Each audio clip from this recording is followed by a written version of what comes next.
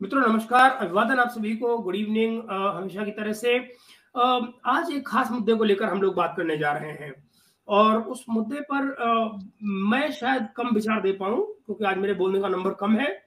आज बोलेंगी हमारे साथ हमारी दोस्त, हमारी मेरी मेरी छोटी बहन यास्मीन।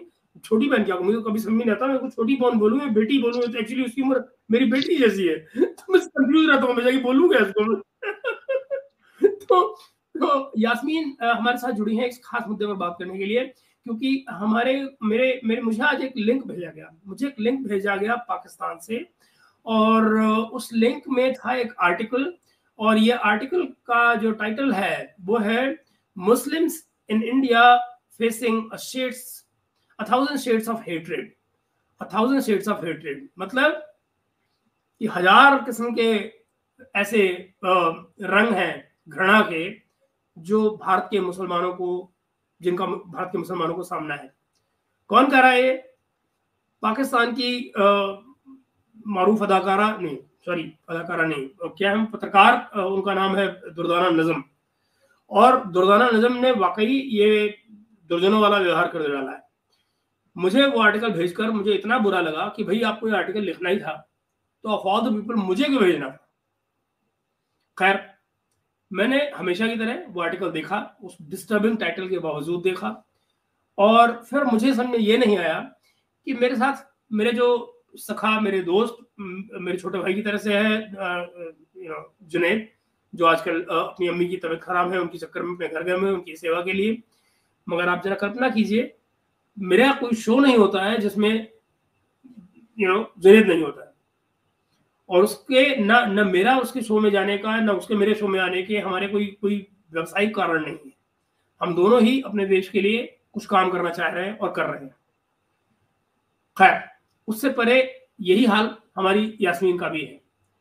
यास्मीन हमसे कहीं बड़ा चैनल चलाती हैं, मगर आप ये देखिए कि उनको हमारे साथ में, और मैं हिंदू हूँ, काफिर हिंदू, तो उनके हमारे बीच में कहीं कोई इस तरह की डिस्टर्बेंस कभी नहीं आई कि हमें मजहब हमारे बीच में आया हो। हम एक दूसरे को, वो मुझे होली की मुबारकबाद देती हैं, मैं उन्हें ईद की मुबारकबाद देता हूँ, हम आपस में गिफ्ट जो है वो अदला बदली करते हैं। हमारे बीच में वो 1000 सेट्स जो है हेट्रेड के, उनमें से एक भी नहीं आया। आया किसको? पाकिस्तान में बैठी हुई एक खातून को, जिनका एक दिन नहीं गुजरा है यहाँ पे, जो कभी कभी जब उनको हिंदुस्तान के लिए मोहब्बत जागती है या हिंदुस्तान के व्यूअर चाहिए होते हैं तो वो अपने बाप का हवाला देती हैं कि उनके बाप के हिंदुस्तान से कैसे ताल्लुकात थे, वो जर्नलिस्ट जो है उनके यहाँ से कैसे हिंदुस्तान की मैगजीन्स आया करती थी, आईएसआई के उनके यहाँ छापे पड़ते थे। ये सारे का सारा माहौल वो बनाती हैं अपनी उस जो भी उनकी जमा पूंजी है ये दिखाने के लिए कि वो तो दरअसल उनके मन में कोई हेट्रेड है नहीं। लेकिन वो हेट्रेड कितनी बुरी तरह से है, और खास तौर पर आज के रिजीम से। सवाल ये है कि क्या उन्होंने कभी हिंदुस्तान में आके यहाँ पर दोनों सोसाइटीज कैसे रहती हैं ये कभी देखा है, कभी अनुभव किया है? मैं अगर पाकिस्तान के बारे में कुछ बोलता हूं तो मैंने देखा है, इन पर्सन एक्सपीरियंस किया है। मैंने वहां के हिंदुओं से बात की है, मैंने वहां के हिंदुओं को अपने पास आकर रोते हुए देखा है कि वो किस तरह से वीजा की दरख्वास्त कर रहे होते हैं।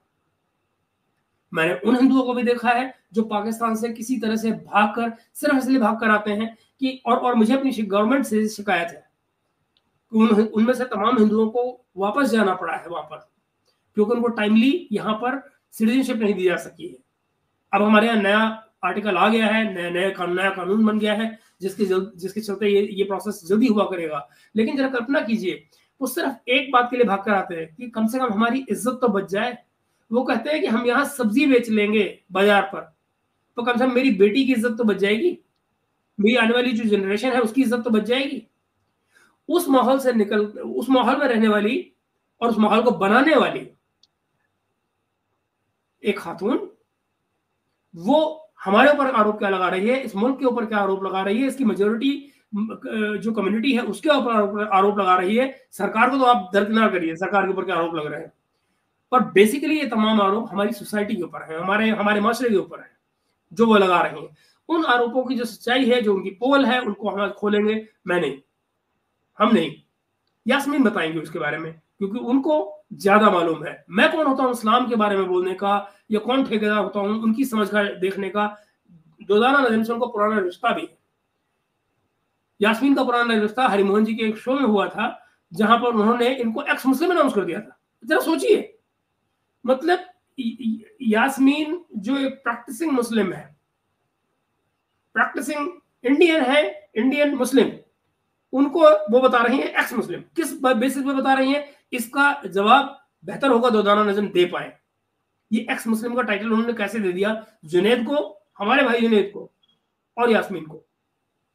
खैर, ये बात लंबी हो जाएगी, इंट्रोडक्शन बहुत हुआ, यास्मीन को आप सब जानते हैं। तो मैं यास्मीन आपसे दरख्वास्त करूंगा, मैंने वो आर्टिकल आपको भेज दिया था पढ़ने के लिए, आपने पढ़ भी लिया होगा। अब बारी आपकी है, आज आप बोलेंगी, ये मंच आपका है, और मैं इस मंच से थोड़ी देर के लिए अलग हो जाऊंगा, सिर्फ इसलिए कि आपको दुनिया देखे बोलते हुए। जी यास्मीन बोलें। बहुत शुक्रिया। आपका तारुफ जो था थोड़ा सा लंबा हो गया, तो इसमें बहुत सारी चीजें आपने इंक्लूड की हैं, थैंक यू सो मच। हम धीरे धीरे इसको पॉइंट बाय पॉइंट इसको डिस्कस करेंगे। सबसे पहले मैं यहाँ पर बशीर बद्र साहब का एक शेर से शुरू करती हूँ।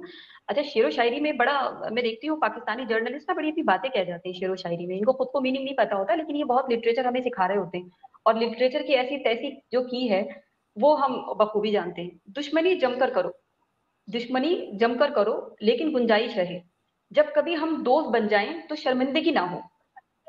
हम कह रहे हैं कि आप दुश्मनी खुलकर करें। जो शेर व शायरी करते थे ना, जो लोग गुजर गए, वो ऐसे ही नहीं करते थे। आप देखिए सियासतदानों के ऊपर भी ऐसे ऐसे शेर किए गए हैं भारत में, और वो एक टॉलरेंस रही है हमेशा कि उसको बड़ी खूबसूरती से यहाँ पेश किया गया। तो हम यहाँ पर आपने दुर्दाना नजम से स्टार्ट किया, हालांकि मैं इन पे बहुत ज्यादा बात करना अपना मैं तौहीन समझती हूँ। मैं इन लेडी के साथ हम लोगों का डिस्कशन हो चुका है, और माशाल्लाह ये हमारी अम्मी की उम्र की एक लेडी हैं, बहुत ही बुजुर्ग दीन है, लेकिन जिस तरह से ये बात कर रही होती हैं, जब सामने वाले इनको जो भी बैठे हैं इनके पैनलिस्ट, तो इनको जवाब नहीं बनता है, तो उनको ये फूल जरूर बातें, जैसे कि इन्होंने, मैं उस प्रोग्राम में थी हरिमोहन सर के साथ, डार जावेद साहब कश्मीर से वो जुड़े थे उस प्रोग्राम में, और मैं थी, और जुनेद भाई थे। तो इनको जब कुछ नहीं सूझा तो ये बौखला गई, हालांकि उसमें हमें बहुत कम टाइम मिला था बोलने का, और मैं उस मेंटल स्टेट में नहीं थी उस प्रोग्राम को करने को, क्योंकि मेरी सिस्टर का ऑपरेशन हुआ था, मेरी कजन का, तो मेरा जहन वही था। मैं हॉस्पिटल से आके बैठी थी, रात 10:30 बजे का टाइम था। मैं इसलिए थोड़ा सा डिटेल में बता रही हूँ, क्योंकि इनका जो मैंने कॉलम आपने मुझे भेजा ना, वो जो आर्टिकल बड़ा डिटेल में है, भारत को लेकर बड़ी डिटेलिंग रखती है ये मोहतरमा, और आई एम श्योर और आई होप कि ये वीडियो इन तक पहुंचना चाहिए। तो ये मोहतरमा बड़ी ही डिटेलिंग करती हैं, तो मैं इसलिए थोड़ा सा अपना भी डिटेलिंग बता रही हूँ कि हमारा फर्स्ट इनके साथ कैसा रहा। पहले तो मैंने सर से ही पूछा कौन दुर्दाना, हमें अब तक नहीं पता था, क्योंकि ये भी अपनी दुकान लेकर आ गई है यूट्यूब पर, हमें नहीं मालूम था। एज ऑलवेज तमाम पाकिस्तानी आबादी की तरह एक ये भी मोहतरमा आई कि चलो ठीक है, हम इतना डैमेज कर चुके हैं, तो डैमेज कंट्रोल करने के लिए हम एक यूट्यूब की दुकान सजाते हैं, पाकिस्तान से अच्छी इनकम होगी, प्रोपेगेंडा स्टेटस होगा, नैरेटिव बिल्डिंग होगी, और उसके बाद साथ ही साथ भारत में एक अच्छी पहचान मिलेगी, तो वो एक अलग से, चलो ठीक है, मुफ्त की चॉकलेट खाने आते हैं, तो उसमें भी दुर्दाना जी का नाम आता है। अब आपने बात कही कि आप हिंदू काफिर ये वो, तो मैं तो इन सब चीजों में बिलीव नहीं करती हूँ। मैं समझती हूँ बहुत ही छोटी मानसिकता वाला व्यक्ति होगा जो इस तरह की चीजों में 2024 में बैठ के उलझेगा, क्योंकि आज आप जिस वक्त में बैठे हुए हैं ना, वहां पर अगर आप इन इन तमाम छोटी छोटी चीजों में उलझ कर रह गए ना, कि ये हिंदू है, ये काफिर है, ये मुसलमान है, ये कट्टर है, ये सट्टर है, वो चीजें हमारी कंट्री में ऐसे नहीं चलती हैं। एज सच अपवाद स्वरूप कुछ यहाँ केसेस होते हैं, उसके लिए निपटारे के लिए हमारे यहाँ एडमिनिस्ट्रेशन का पूरा एक ढांचा है, मजबूत ढांचा है, हमारे यहाँ लेजिस्लेचर है, हमारे यहाँ सुप्रीम कोर्ट है, ऑफ कोर्स हमारे यहाँ जुडिशरी है, और इन तमाम चीजों के साथ फिर हमारा बोलना उस अथॉरिटी के साथ बस इतना बनता है कि हम भारतीय नागरिक हैं, हम अपनी बात रख सकते हैं। और उसमें थोड़ा सा मेरा प्लस पॉइंट, हाँ आप कह सकते हैं कि मैं भारतीय मुस्लिम हूँ, तो मेरी बात पाकिस्तान में और ज्यादा सुनी जानी चाहिए बनिस्बत इसके कि पाकिस्तानियों को भारत में भर भर के सुना जा रहा है। तो ये एक बात रही। दूसरी बात ये कि हाँ, उस प्रोग्राम में एक्स मुस्लिम वाली बात रही। देखें, एक्स मुस्लिम हो, एक्स हिंदू हो, ये जो आते हैं, बहुत सारे लोग कुछ कमेंट भी करते हैं कि मैं तो किसी में भी मान्यता नहीं रखता, मैं किसी भी धर्म को नहीं मानती, मैं कहती हूँ वो ठीक है, वो आपका है अकीदा, आपकी आस्था, मतलब कुछ ना होना भी, किसी चीज में ना मानना भी एक तरह की आस्था है, क्योंकि आप उस चीज को फॉलो कर रहे हैं, और किसी भी चीज को आप अच्छे से फॉलो कर ले, दैट्स इट, आपने वहीं पर अपने आप को पा लिया। तो ये एक बहुत ही स्पिरिचुअल हो जाएगा, कभी फिर कभी इस पर डिस्कशन रख लेंगे, मैं बहुत डीपली इस पे बात कर सकती हूँ, क्योंकि उन्होंने ना हमें क्वेश्चन किया, हमें से मेरा मतलब है हम इंडियंस को, first of all we all are Indian, तो वो हमें क्वेश्चन कर रही थी। क्वेश्चन किससे मैं कर रही हूँ ना, सो कॉल्ड उनके एक्स मुस्लिम वाला, फंसाने वाला, कि हरि मोहन सर, मैंने तो सुना है कि भारत में तो बड़ा ही तेजी के साथ एक्स मुस्लिम मुहिम चल रही है, बड़े ही बच्चे वहां पर जो है वो इस्लाम को ऐसे कर रहे हैं। अब बताइए, भारत के मुसलमान ये बात सुने इस मोहतरमा की, जो भी है ये, what is her name, Durdana. तो रोजाना। कितना मतलब आघात पहुंचे। ऐसे ही एक और पाकिस्तानी हम्म। जर्नलिस्ट थी, उन्होंने कहा कि हमारे पाकिस्तान में भी देखिए ऐसा नहीं होता कि मस्जिद के बाहर नमाज पढ़ी जाती हो, और देखो भारत में ऐसा होता है, जो कि गलत मैं मानती हूँ। सड़क पे किसी को नहीं पढ़ना चाहिए, और ये एक कहीं पर है भी नहीं। नहीं। लेकिन अगर इस तरह के केसेस होते हैं तो यहाँ पर उसके पक्ष और विपक्ष दोनों तरह से बोलने वाले लोग होते हैं। कोई अपनी राय अच्छी उसमें रखता है, बेशक। कोई गलत उसमें रखता है। लेकिन बिल्कुल। उन्होंने ये तो नहीं बताया कि अब मुहर्रम के वक्त में वहां पर कितने बॉम्ब ब्लास्ट होते हैं, कितने वहां पर ब्लास्फेमी के केसेस होते हैं। वहां पे मुसलमान मुसलमान को मारने को तुला हुआ है। एक 72 फिरकों में बटा हुआ पाकिस्तान, तो उसमें एक मुसलमान दूसरे मुसलमान को काफिर कहता है। आप तो यहाँ दूसरे फेथ की बात कर रहे हैं, दूसरे रिलीजन की बात कर रहे हैं, वहां तो आपस में फिरके फिरके एक दूसरे को काफिर कहते हैं। वो कहता है मैं एक्सट्रीम हूँ सुपीरियर जी। हूँ, वो कहता है मैं एक्सट्रीम हूँ सुपीरियर हूँ। तो यह वहां पर वर्चस्व की इस तरह से बहुत ही खतरनाक लेवल की लड़ाई चल रही है। एंड अनफॉर्चुनेटली कि हमारे पड़ोस हम्म। में है, तो हमारे ये चिंतन करना, बातचीत करते रहना, अवेयर करना हमारी लोगों को, हमें खुद को जरूरी अवेयर है। करना, हमारे आगे आने वाली पीढ़ी को, हमारे हम्म। फैमिली को अवेयर करना बहुत इंपॉर्टेंट हो जाता है, मुझे ऐसा लगता है। क्योंकि हम फिफ्थ सिक्स जनरेशन वॉरफेयर में खड़े, जिसपे मैं समय समय पर बात करती रही हूँ। बात रही दुर्दाना साहिबिका की, अब इनके ऊपर आ जाए। अब मैं इनका देख रही थी कि मैंने इनको काफी पहले ही रिसर्च कर लिया, और यकीन माने महेश सर, जरा भर भी मैं इनको रिस्पेक्ट नहीं कर सकती। जिस तरह की ये मुनाफिक महिला है, विद ड्यू रिस्पेक्ट, मैं बड़ी रिस्पेक्टफुली ये बात कह रही हूँ कि I totally disrespect for her. मैं उनकी ओपिनियन को रिस्पेक्ट नहीं कर सकती। देखिए, अगर आप किसी से ना, कोई बंदा है जो आपके सामने आया, कोई टीनेजर है, कोई 18-15 साल का बच्चा है, आप उससे ऊपर चले जाएं, कोई 25-30 साल का है, चले 35-40 साल तक पे चले जाएं, आप उससे बात कर रहे हैं ना, तो आपको समझ आएगा। चले इन्फ्लुएंस बहुत जल्दी हो जाते हैं, सुन रहे हैं कुछ, बहुत जल्दी इन पे असर पड़ रहा है, कंटिन्यू वो एडिक्शन है इंटरनेट का। लेकिन एक ऐसी महिला जो इतनी उम्र दराज है, जो इतना तजुर्बा रखती हो, जो पाकिस्तान की सोसाइटी के बारे में अगर बात करें तो बहुत कुछ चेंजेस ला सकती हैं। इनकी सिविल सोसाइटी पर ये क्वेश्चन करें, अपने पॉलिटिशियन, अपनी स्टैब्लिशमेंट पे क्वेश्चन करें, अपने खुद के अंदर, मुल्क के अंदर ये चेंजेस ला सकती हैं। बट अनफॉर्चुनेटली इनका सारा ध्यान इसमें होता है कि भारत में क्या हो रहा है, भारतीय मुसलमान क्या कर रहे हैं, उनके ऊपर क्या हो रहा है। मैं अभी इनका थोड़ी देर पहले का एक प्रोग्राम देखी, मैं अभी, और मैंने सोचा चले इस पे प्रोग्राम करने जा रहे हैं, तो मैंने इनका जितना रिसर्च किया उससे मुझे ये अंदाजा हुआ कि काफी मुनाफिक हैं, बहुत हिपोक्रेसी के साथ बात करती हैं। अगर दुर्दाना साहिबा ये प्रोग्राम देख रही हैं तो हम हम्म। चाहेंगे कि वो बुरा माने, क्योंकि फिर उन्हें अपनी सोच में परिवर्तन लाने की जरूरत है, उन्हें बदलना चाहिए अपनी सोच को। आप कोई हक नहीं रखती हैं भारत के ऊपर बात करने का। भारत के अंदर जितने भी मसले हैं, जितने भी प्रॉब्लम्स हैं, वो हमारे प्रॉब्लम्स हैं, हम उनको टैकल करेंगे। हमारे कंट्री के अंदर लोग हैं, यहाँ पर ये जो हिंदू मुस्लिम इख्तलाफात देखते हैं ना, तो वो न्यूज पर बहुत ज्यादा दिख रहा होता है। लेकिन असल जिंदगी में आपका वही दोस्त, सालों पुराना वही दोस्त, चाहे वो मुस्लिम हो, हिंदू हो, पंजाबी हो, क्रिश्चियन हो, वो वही होगा जो आपका सालों पहले है। भले ही आपके पॉलिटिकल कॉन्फ्लिक्ट हो, उसके साथ कोई आइडियोलॉजी में चेंजेस होगा, थोड़ा बहुत आया होगा, लेकिन वो आपने जिया है उस इंसान के साथ। आपने स्कूल में पढ़ा है, कॉलेज में पढ़ा है, उसके साथ काम किया है, वर्किंग प्लेस पे आपके साथ लोग हैं, तो एक बहुत बड़ी आबादी की बात कर रहे हैं। लेकिन अगर हम कंपेरेटिवली पाकिस्तान के ऊपर बात करते हैं, आप बताएं जरा, 2% आबादी वहां रह गई है हिंदुओं की। उस 2% से पाकिस्तान के 98% को खतरा है। ये उनको हर वक्त फोर्स कन्वर्जन की उनको बातें होंगी, कभी गन पॉइंट पे उनको, उनका फोर्स कन्वर्ट किया जाता है, कभी उनको कन्वर्ट किया जाता है उनकी फैमिली को थ्रेटन करके। लेकिन दुर्दाना मोहतरमा का एक आर्टिकल आपने इस पर नहीं देखा होगा जिसमें वो नहीं। डिटेलिंग के साथ बात कर रही हो, वो अपने ह्यूमन राइट कमीशन की रिपोर्ट्स को कोट कर रही हो, वो ये बता रही हो कि जिन्ना साहब का विजन क्या था पाकिस्तान बनाने का। क्या यही था कि आपके यहाँ जो जो 2% में आपने माइनॉरिटीज का हशन नशर कर रखा है, और आपकी 98% माइनॉरिटी मेजोरिटी जो है वो उनका हशन नशर कर रही है, उनके वर्शिप प्लेसेस को आपने ध्वस्त कर दिया है। और तो और, हमारे यहाँ, मैं थोड़ा लक्ष्मीकांत साहब की बुक खोलकर बैठी थी, तो मैं आर्टिकल थोड़ा रिवीजन कर रही थी, तो मैं देख रही थी, हम फंडामेंटल राइट्स की बात करते हैं। पाकिस्तान के फंडामेंटल राइट्स की अगर मैं बात करूं, छोड़ें फंडामेंटल राइट्स तो छोड़ें, वो तो वल्नरेबल सोसाइटी को, अकलियतों को, वो तो है ही नहीं। वो तो अगर मैं डिटेलिंग में चली गई ना तो बहुत शर्मिंदा होंगी यहाँ पर दुर्दाना साहिबा। तो ये आइंदा से ये होश के नाखून लें, कभी भी भारत के ऊपर आर्टिकल लिखने से पहले, भारत की सोसाइटी के ऊपर, भारत के कल्चर के ऊपर आर्टिकल लिखने से पहले 100 बार सोचें। ये मेरा उनको मशवरा होगा, किसी तरह का कोई धमकी नहीं है, लेकिन मशवरा है कि आप प्लीज आप अपने हम्म। गिरबान में झांक कर देखिए कि आप क्या कर रही हैं। हमारे यहाँ आर्टिकल की जब हम बात करते हैं तो धर्म की स्वतंत्रता का अधिकार होता है, हर किसी को अपने फेथ की स्वतंत्रता का अधिकार होता है। ये आर्टिकल 25 से 28 आप देखेंगे, और इसमें आप क्या देखेंगे कि अंतःकरण की ओर धर्म के अबाध रूप से मानने, आचरण और प्रचार करने की स्वतंत्रता है। आप जिस फेथ में मानते हैं उसका आप प्रचार कर सकते हैं, उसको आप प्रैक्टिस कर सकते हैं, उस पर आपको किसी तरह की रोक टोक नहीं है। क्या पाकिस्तान में हम इस तरह का कोई फ्रीडम देखते हैं? क्या इनके यहाँ इस तरह से जो 2%, और अब मैं शायद 2% का आंकड़ा 1 साल पहले का कह रही हूँ, क्योंकि इन्हीं के जर्नलिस्ट, इनकी ह्यूमन राइट्स कमीशन की रिपोर्ट का मैं देख रही थी, जिसमें वो एग्जैक्ट फिगर बता रहे थे 2%, जो कि हमें नहीं मालूम ये किस सेंसस पर आधारित बोल रहे हैं। हम तो 2011 के सेंसस से बात करें तो हम तो 14% है महेश सर। तो किस बेसिस पर ये अपवाद स्वरूप कुछ केसेस को उठाती हैं जो कि एक्सेप्शनल केसेस होते हैं?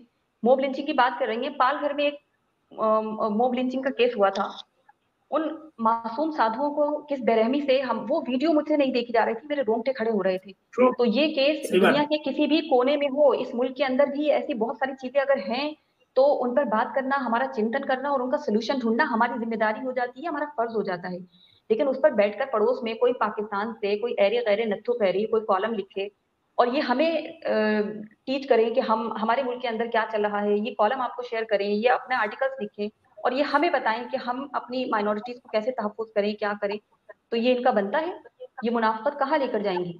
सारी दुनिया आज पाकिस्तान को कंडेम कर रही है जो वहां फोर्स कन्वर्जन हो रहे हैं। मैं आपको आपके साथ यूनाइटेड नेशंस की एक रिपोर्ट का भी यहाँ जिक्र करूंगी और मैं आपके साथ शेयर करूंगी, आप इस वीडियो में लगाइएगा उसे।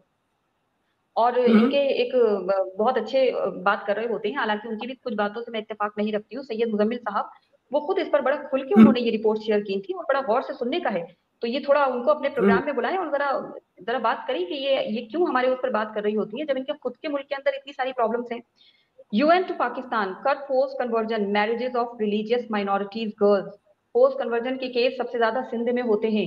हर दिन 20 लड़कियों को जो कि अंडर एज हैं, जिन जो बच्चियां जिनको अपना भला बुरा भी नहीं मालूम, उनके साथ शादियां होती हैं, उनको फोर्स कन्वर्ट किया जाता है, उनको मार दिया जाता है गन पॉइंट पे, फैमिली थ्रेटन होते हैं, तमाम चीजें होती हैं। दुर्दाना साहिबा ने कितना इसके ऊपर लिखा है और ये बात कर रही है भारत के ऊपर। ये इनको क्या हक बनता है कि ये भारत से बात करें? दूसरी बात, मैंने कहा कि अभी इनका मैंने प्रोग्राम देखा, थोड़ा और रिसर्च किया, तो ये वहां पर एक्स एम्बेसडर जो है मिस्टर बासित, उनके साथ ये बात कर रही थी और इनकी लाइन मैंने जो पकड़ी, इन्होंने क्या कहा कि 9/11 के बाद भारत ने बहुत ही चालाकी के साथ, 9/11 के बाद भारत ने बहुत ही चालाकी के साथ मकबूजा कश्मीर में जारी फ्रीडम स्ट्रगल को टेररिज्म का नाम दिया है। मुझे, महेश सर, मैं सच बता रही हूँ, इस कद्र खून खौलता है इस तरह की एक, मतलब एक उम्र दराज महिला इस तरह से बैठकर प्रोपोगंडा कर रही है और उस प्रोपोगंडा को देखने वाला भी भारतीय है, उसको शेयर करने वाला भी भारतीय है, उस दुख का जी। एहसास करने वाला भी भारतीय है, और वो दुख हमारे ऊपर ही पड़ना है, वो हम अपने ही लोग खो रहे हैं, वो भी भारतीय है।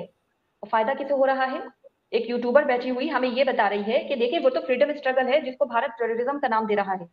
ये जो पाकिस्तान स्पॉन्सर्ड टेररिज्म है, इसकी वजह से हम अपने कितने जवान खो रहे हैं, कितने लोग हम अब तक गवा चुके हैं। आप 1947 से अब तक का हिसाब लगाएं, दुर्दाना साहिबा को तो शर्मिंदगी के साथ ना ही कोई आर्टिकल लिखना चाहिए और ना ही यूट्यूब पर इनको किसी भी तरह का प्रोग्राम करना चाहिए। मैं बहुत ही रिस्पेक्ट के साथ उन्हें ये मशवरा देती हूँ दोबारा कि प्लीज मैम, आप अपनी कंट्री के मसलों पर देखें, आपको हमारे मसलों पर बोलने का कोई हक नहीं होता। और आप ये जो प्रोपोगंडा कर रही है ना बैठ के कि मकबूजा कश्मीर में फ्रीडम स्ट्रगल को टेररिज्म का नाम दिया गया है भारत में, तो ये किस बेसिस पे बोल रही हैं? मैं आपके साथ एक और चीज शेयर करूंगी और मैं चाहूंगी, मैंने वो कम्युनिटी पोस्ट में भी शेयर किया है, अगर आप ध्यान दे सकें तो। हम्म। कम्युनिटी पोस्ट में था कि पाकिस्तान जरूर। में जो प्रधानमंत्री के एडवाइजर थे, उन्होंने इस बात को कबूला कि कैसे पाकिस्तान के द्वारा ड्रोन्स के जरिए स्मगलिंग होती है, ड्रग्स को बॉर्डर पार पहुंचाया जाता है भारत में। और उन्होंने काफी डिटेलिंग दी थी, वो पूरा, अगर आप वो पूरा न्यूज पढ़ेंगे, आज से 1 साल पहले की न्यूज है। और उसके बाद फिर हमने देखा पाकिस्तान में पॉलिटिक्स में कैसे उनको दरकिनार किया गया, ये सारी चीजें चलती हैं, अगर कोई खुलकर बात कर ले। फवाद चौधरी साहब जो जरूर। थे, जिन्होंने पुलवामा को खुलेआम कहा था कि ये तो हमारी जीत है, ये हमारी जीत है, और उसको उसको पाकिस्तान में दुर्दाना साहिबा जैसे लोग जो हैं वो कह रहे हैं कि फ्रीडम स्ट्रगल है ये।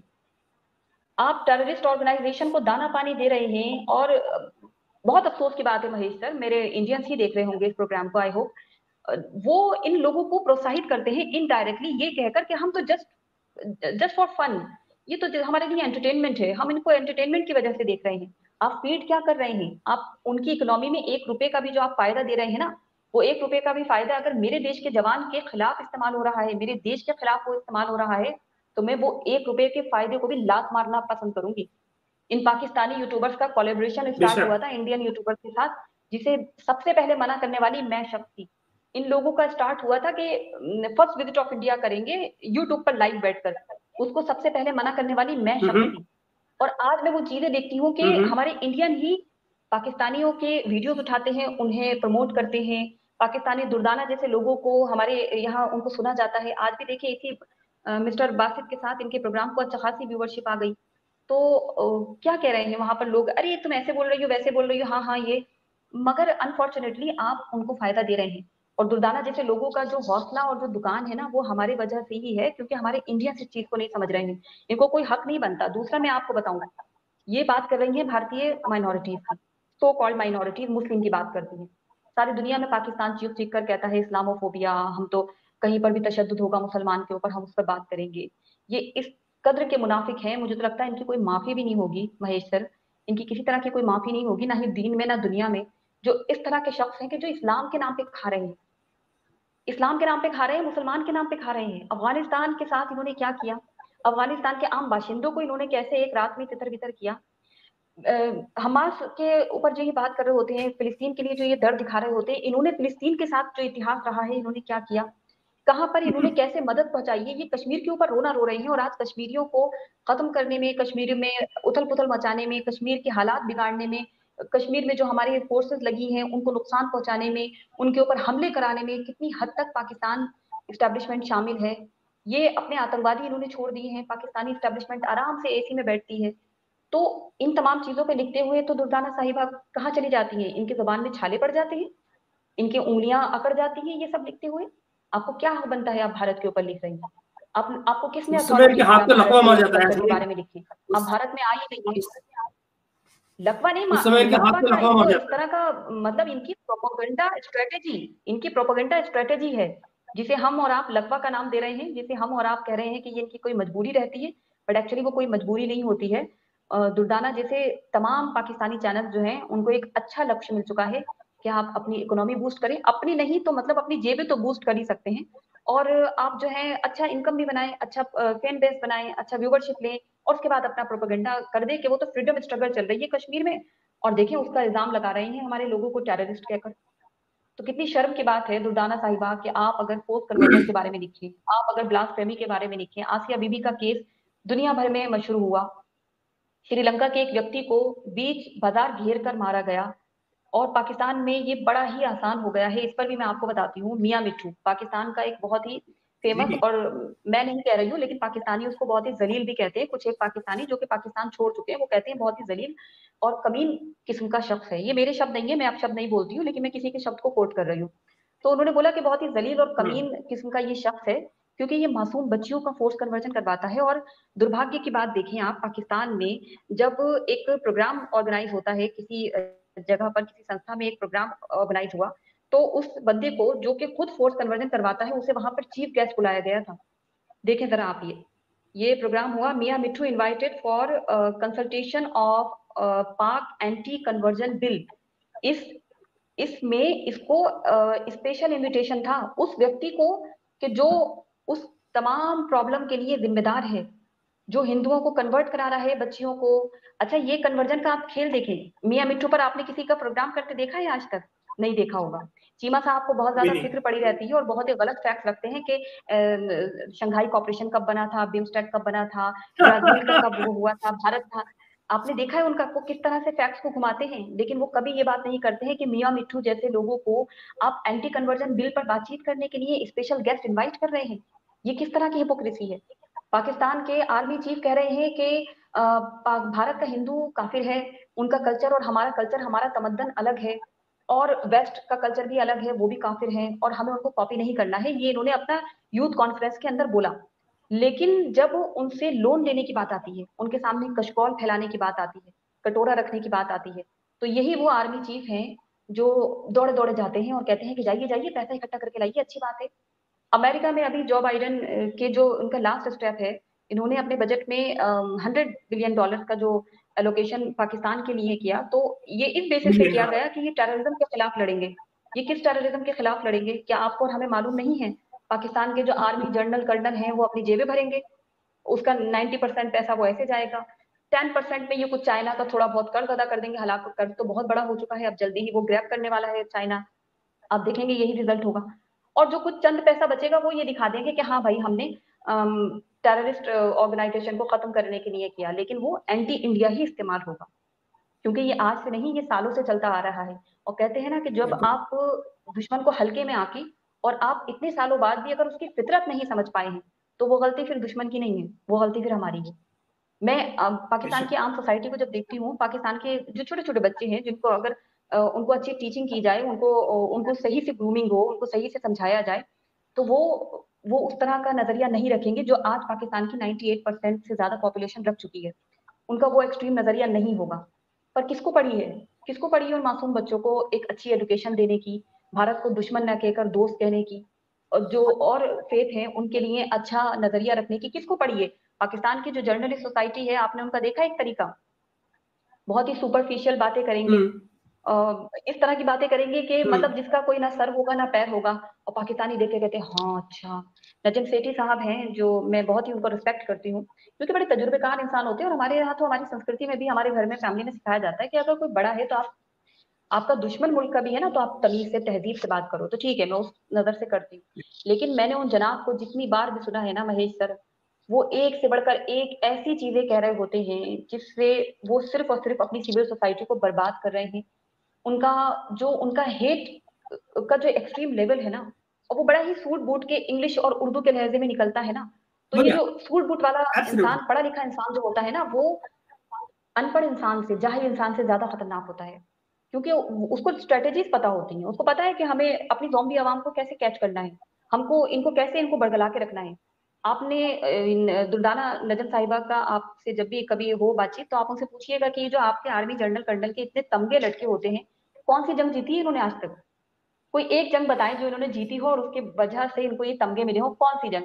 सारी जंगें तो हमने जीती हैं, ये इतिहास गवाह है। इनके खुद के, इनके जो रह चुके हैं आईएसआई में, वो खुद इस चीज को, इंटरव्यूज हैं उनके, मैं नाम नहीं लूंगी लेकिन उनके इंटरव्यूज हैं, और उन्होंने उसमें जिक्र किया है कि भाई किस तरह से पाकिस्तान ने धोखा किया और एयर वहां पर मार्शल भारत असगर की खान, गोलाबारी हुई। एयर मार्शल असगर खान आप के इंटरव्यूज यूट्यूब पर पड़े हुए हैं, जहां उन्होंने बार बार ये बात कही है कि तमाम जो जंगें हैं वो इन्होंने शुरू की हैं पाकिस्तान ने, और सारी जंगें हारी हैं। हाँ, तो दुर्दाना जी कैसे कह सकती हैं कि ये सब फ्रीडम फाइटर स्ट्रगल्स थी, इनको टेररिज्म का नाम ना दिया जाए, और पाकिस्तान के ऊपर बड़ी आसानी से, चालाकी से तोहमत लगा देता है भारत, और फिर दूसरी तरफ ये भारत की माइनॉरिटीज के ऊपर बात करने का हक रख रहे हैं। तो who the hell are you? किसने आपको अथॉरिटी दी है आप भारत की माइनॉरिटी के ऊपर, भारत के मुसलमानों के ऊपर बात करें? यहाँ पे बहुत सारे विवाद होते हैं, बहुत सारी प्रॉब्लम्स हैं, बहुत सारे केसेस हो रहे हैं। मोब लिंचिंग किसी एक जगह नहीं हो रही है, कहीं नहीं होनी चाहिए, सख्त कानून है इसके ऊपर। और कहीं पर भी किसी की भी शिनाख्त हो जाती है, उसके ऊपर कार्रवाई होती है, और हम कहेंगे कि और भी ज्यादा सख्ती से इससे निपटा जाए भारत में। लेकिन आप कौन होती हैं जिसके मुल्क के अंदर आप वल्नरेबल सोसाइटी को, 2% जो हिंदू माइनॉरिटीज हैं उनको तहफ्फुज़ नहीं दे सकती हैं? तो आपको किसने हक दिया कि आप भारत के ऊपर आर्टिकल्स लिख रही हैं? तो मैं तो इनसे फेस टू फेस इंटरेक्शन से तो मैं बचती हूँ, क्योंकि मोहतरमा के साथ हमने एक बार बात करके देखा, तो जब ये बौखला गई तो इन्होंने वो एक्स मुस्लिम का इशू छेड़ दिया। जो कि जिसको जो बोलना है वो बोले, जिसका जो अकीदा है वो रखे। आप अपना अकीदा क्या रख रही हैं? आपकी नीयत कैसी है? आपके अंदर क्या ज़र्फ है? आपने अपनी इज्जत नफ्स को कहाँ डाल दिया? सबसे पहले तो हमारे यहाँ कहते हैं ना, जब आप जिहाद की बात कर रहे होते हैं, तो जिहाद असगर और जिहाद अकबर का कॉन्सेप्ट है, मैंने जितना रीड आउट किया और मैंने अपने नाना से जितना समझा, अभी मैं देखती हूँ इसका एक बहुत ही गलत टर्म जो है वो पाकिस्तान से निकल आया है, और बहुत ही खतरनाक लेवल पर वो जा रहा है। कभी आपने सऊदी अरब को नहीं सुना होगा ये सब करते हुए, कभी आपने ईरान इराक को नहीं देखा होगा, वो उनका शिया सुन्नी कॉन्फ्लिक्ट चलता है, लेकिन उस तरह का नहीं देखा होगा आपने। लेकिन ये टर्म जो है राइट। पाकिस्तान से ही इजाद हुआ है, और पाकिस्तान ही इसका बड़ा शिकार बनेगा। आप लिख लें मेरी बात, शायद मैं और आप ना हो उस वक्त, लेकिन इसका बहुत बड़ा शिकार खुद पाकिस्तान ही बनेगा। क्योंकि कहते हैं ना, जब आप दूसरे के लिए गड्ढा खोद रहे होते हैं तो अंत में आप ही उस गड्ढे के अंदर गिरते हैं, क्योंकि यही यही आपका कर्म होता है, यही आपके जो अमाल है वही आते हैं सामने। तो जिहाद असगर और जिहाद अकबर का जो कॉन्सेप्ट है, तो उसमें एक जिहाद है जो आपको कहता है कि आपको सेल्फ एनालिसिस करना है, अपने अंदर की बुराई को मारना है। वो आपका लालच है, हराम खाना है, किसी के ऊपर बुरी नीयत रखनी है, झूठ बोलना है, गुस्सा करना है, शराब पीना है, किसी की बच्ची बहन राइट। बेटी के ऊपर गलत नजर रखनी है, या बहन बेटियों के लिए भी यही है कि किसी दूसरे को, किसी भी आदमी को गलत फंसाना है, कुछ भी है तो वो अपने अंदर की बुराई को आपको इस्लाह करनी है। दूसरा है जिसके बारे में आप बात करते हैं कि आप बाहर जब निकले तो उन बुराइयों को मानना है। जैसे हम हमारे पुलिस विभाग को देखते हैं, हमारे एडमिनिस्ट्रेशन को देखते हैं, कितना सारा क्राइम होता है, और हम बॉर्डर पर देखते हैं जो आतंकवादी पीठ पर वार करते हैं। ये गोरिल्ला वॉर में एक्सपर्ट होकर जिस तरह से ये आए हैं, तो ये पीठ पर वार करते हैं। तो ये इनकी ईमानदारी है, ये इनकी नियत है। अगर आप में हिम्मत है, आप जिहाद करने आ रहे हैं, जिहाद के नाम पर आ रहे हैं, बाहर बाहर की बुराई मारने, तो पहले तो आप ये बताइए यहाँ बुराई क्या है। 370 एब्रोगेशन के बाद आपको ऐसी क्या मौत पड़ गई है कि आप पीछा ही नहीं छोड़ रहे हैं कश्मीर का। मतलब आपको खुद के मुल्क में खाने को रोटी नहीं है, पहनने को कपड़ा नहीं है, गरीब इंसान, बारिश हो जाती है इनके यहाँ तो इतना बड़ा तबका। हमारे यहाँ की आबादी के लिहाज से अगर मैं प्रोपोर्शनली इसको कंपेयर करूं, हम 140 करोड़ की आबादी है। ऐसे न जाने बात करूं मैं, न जाने कितने मुल्क बन जाएंगे जितनी बड़ी हमारी आबादी है। लेकिन मैं पाकिस्तान की अगर मैं बात करती हूँ तो इनकी 24, 25, 23 इस तरह की आबादी है। अपना डिस्कस कर रहे होते हैं, एग्जैक्ट फिगर ये लोग नहीं बताते, बट ये बोलते हैं हाँ इतनी। लेकिन जिस तरह का इनका रेशो चल रहा है वो इतनी ही आबादी है। इस आबादी के साथ बजाय आप अपने लोगों को अवेयर करने के, अपनी सोसाइटी इश्यूज को डिस्कस करने के, मियां मिट्ठू जैसे लोगों को सलाखों के पीछे पहुंचाने के, टेररिज्म पर लोगों को अवेयर करने के बजाय अपनी एस्टेब्लिशमेंट से सवाल करने के, आप भारत की माइनॉरिटीज के ऊपर आर्टिकल्स लिख रही हैं। फिजूल की चीजें, आप अपवाद स्वरूप असम का केस उठा रही हैं कि ये जिहाद वो जिहाद। अरे ये कीड़ा डालने वाला दिमागों में कौन है? पाकिस्तान। सारी दुनिया में इस्लाम के नाम का खाता है पाकिस्तान। खुद ये लोग 5 वक्त की नमाज तक नहीं पढ़ते हैं, आपको मालूम है? मैंने कितने पाकिस्तानियों का इंटरव्यू देखे हैं। मैं बहुत इनको रिसर्च करती हूँ, उनके ड्रामास देखती हूँ, तो उसमें मैं रिसर्च करती हूँ कि जो माइनॉरिटी से है उसको हमेशा ये नौकर बनाएंगे, उसको ये हमेशा क्रिमिनल दिखाते हैं। वो एक माइंडसेट है ना, माइंडसेट वो कर रहे हैं ना। और जो जैसे पश्तून लोग हैं उनको बहुत ही अग्रेसिव नेचर का दिखाते हैं, हमेशा उनको बुरा दिखाएंगे। हाँ, बलूचिस्तान के लोगों को ऐसा बिल्कुल। दिखाएंगे कि देखिए इनका काम करने का तरीका तो ऐसा था कि देखिए सोसाइटी में घुल गई लड़की थी, उससे प्यार हो गया, हीरो आया वहां पर ये वो। लेकिन अनफॉर्चुनेटली फिर उसका परिवार जो था वो बहुत कट्टर था, तो वो इस्टेब्लिशमेंट से लड़ गया, और फिर फाइनली जो था इस्टेब्लिशमेंट वहां पर सही साबित हुई। और जो वो जिसने अग्रेशन किया था, जो रिबेल किया था, वो बंदा गलत था, क्योंकि उसका कॉज गलत था। ये बलूचिस्तान को इस तरह से दिखाते हैं। जरा आप कभी इनका देखिएगा, ये प्यार बहुत ही स्ट्रेटेजिक वो वर्क कर रहा है, बहुत इनकी स्ट्रेटेजी है, प्लानिंग है। हम उसमें दूर दूर तक नहीं आते। मैंने महेश सर आपसे एक बार कहा था, मैंने एक आपको भेजा था कि देखिए ये एनिमेशन के थ्रू ये इन्होंने एक प्रोग्राम बनाया, और जी। जिसमें एनिमेशन में इन्होंने डाला कि हमारा दुश्मन कौन है। हम्म। और उस दुश्मन में इनका लबोलबाब ये था कि भारत कैसे, कोई दूसरा जो डिफरेंट रिलीजन को फॉलो करता है वो कैसे दुश्मन हो सकता है, कोई दूसरे कंट्री से है वो कैसे दुश्मन हो सकता है। और सुपीरियोरिटी कॉम्प्लेक्स डाला गया। तो ना कि केवल एनिमेशन में, बल्कि इनका ड्रामा इंडस्ट्री, इनका फिल्म इंडस्ट्री, इनके यहाँ सब ऐसे ही चल रहा है, और ये बहुत बड़ी हिपोक्रेसी है। तो दुर्दाना साहिबा जैसे लोग जो है आर्टिकल दोबारा इस तरह का ना लिखें। एक बहुत बड़े लंबे अरसे से वो लिखती आ रही हैं, तो आदत इस तरह से नहीं छूटेगी। तो अगर आपको कुछ लिखना ही है ना, तो मैम प्लीज कुछ पॉजिटिव लिखें, कुछ अच्छा लिखें, अपनी सोसाइटी को इनलाइटन करें, हमारा पीछा ना लें, और प्लीज हमारी फिक्र तो ये छोड़ ही दें। मतलब हम लोग जो 12-15% होते थे, तो हम लोग तो बढ़ते जा रहे हैं। हमारी वो 2011 का सेंसस अगर मैं छोड़ दूं तो आज हम 2024 में बैठे हैं, तो अच्छा खासी हमारी आबादी है। मगर पाकिस्तान में जो आबादी थी वो कहाँ चली गई? जिन्ना साहब का विजन क्या था पाकिस्तान बनाने का? उनका 11 अगस्त का जो स्पीच था वो क्या था? कि मतलब कि अब आप जो हिंदू है उसको मंदिर जाने की आजादी है, जो क्रिश्चियन है उसको गिरजाघर जाने की आजादी है। तो फिर आपने पाकिस्तान बनाया ही क्यों था? दुर्दाना जैसे लोगों को पैदा करने के लिए? मतलब मेरा बहुत बड़ा सवाल है कि हम्म। क्यों क्यों बना था दुर्दाना साहिबा जैसे जो नहीं, ये सो कॉल्ड यास्मीन, इंटेलेक्चुअल हैं। जी। बिल्कुल, तुम बिल्कुल ठीक कह रही हो। ये एक्चुअली जो जो जिन्ना, तो खैर वो भी कोई कम मुनाफिक नहीं थे। जो जनाब अली जो जिन्ना साहब थे वो कुछ कम मुनाफिक नहीं थे।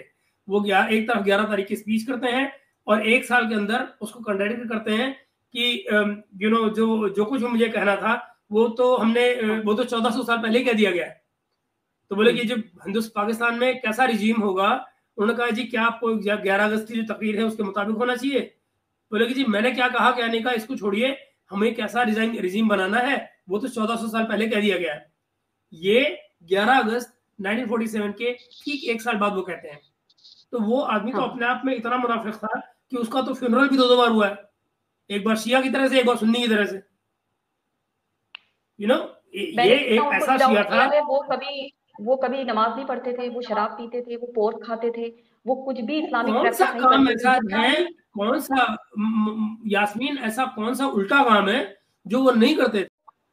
12-15% होते थे, तो हम लोग तो बढ़ते जा रहे हैं। हमारी वो 2011 का सेंसस अगर मैं छोड़ दूं तो आज हम 2024 में बैठे हैं, तो अच्छा खासी हमारी आबादी है। मगर पाकिस्तान में जो आबादी थी वो कहाँ चली गई? जिन्ना साहब का विजन क्या था पाकिस्तान बनाने का? उनका 11 अगस्त का जो स्पीच था वो क्या था? कि मतलब कि अब आप जो हिंदू है उसको मंदिर जाने की आजादी है, जो क्रिश्चियन है उसको गिरजाघर जाने की आजादी है, तो फिर आपने पाकिस्तान बनाया ही क्यों था? दुर्दाना जैसे लोगों को पैदा करने के लिए?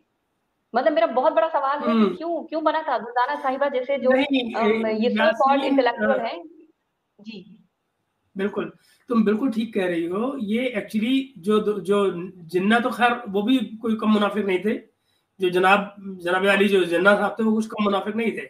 वो एक तरफ 11 तारीख की स्पीच करते हैं और 1 साल के अंदर उसको कंट्राडिक्ट करते हैं कि जो कुछ मुझे कहना था वो तो हाँ। वो तो 1400 साल पहले ही कह दिया गया है। तो बोले कि जब हिंदुस्तान पाकिस्तान में कैसा रिजीम होगा, उन्होंने कहा जी क्या आपको 11 अगस्त की जो तकरीर है उसके मुताबिक होना चाहिए? बोले कि जी मैंने क्या कहा क्या नहीं कहा इसको छोड़िए, हमें कैसा रिजीम बनाना है वो तो 1400 साल पहले कह दिया गया है। ये 11 अगस्त 1947 के ठीक 1 साल बाद वो कहते हैं। तो वो आदमी तो हाँ। अपने आप में इतना मुनाफिक था कि उसका तो फ्यूनरल भी 2 बार हुआ है, एक बार शिया की तरह से, एक बार सुन्नी की तरह से।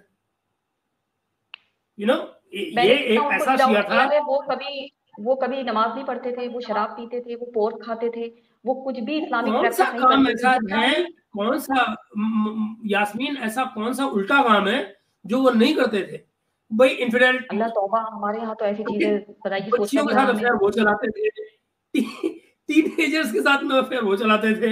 मैंने खुदा खौफ करे, मैंने उस आदमी का नाम लेके तुम्हें शर्म आती है ह्यूमैनिटी के ऊपर। अच्छा दूसरी बात, मैं आप चलो अब आपने बात मुझे इतना प्रोवोक कर दिया है इतना बोल बाल के, मैं आपको बताऊं यास्मीन हुआ क्या। मैं यास्मीन ये जो तमाम आर्टिकल जो मुझे भेजा गया और आज जो मेरा कन्वर्सेशन नहीं मैसेज एक्सचेंज हुआ दुर्दाना से, मैं मेरा मन था और हो सकता मैं शेयर भी कर दूं उसको भी व्हाट्सएप में इस रिकॉर्डिंग में लगा कर।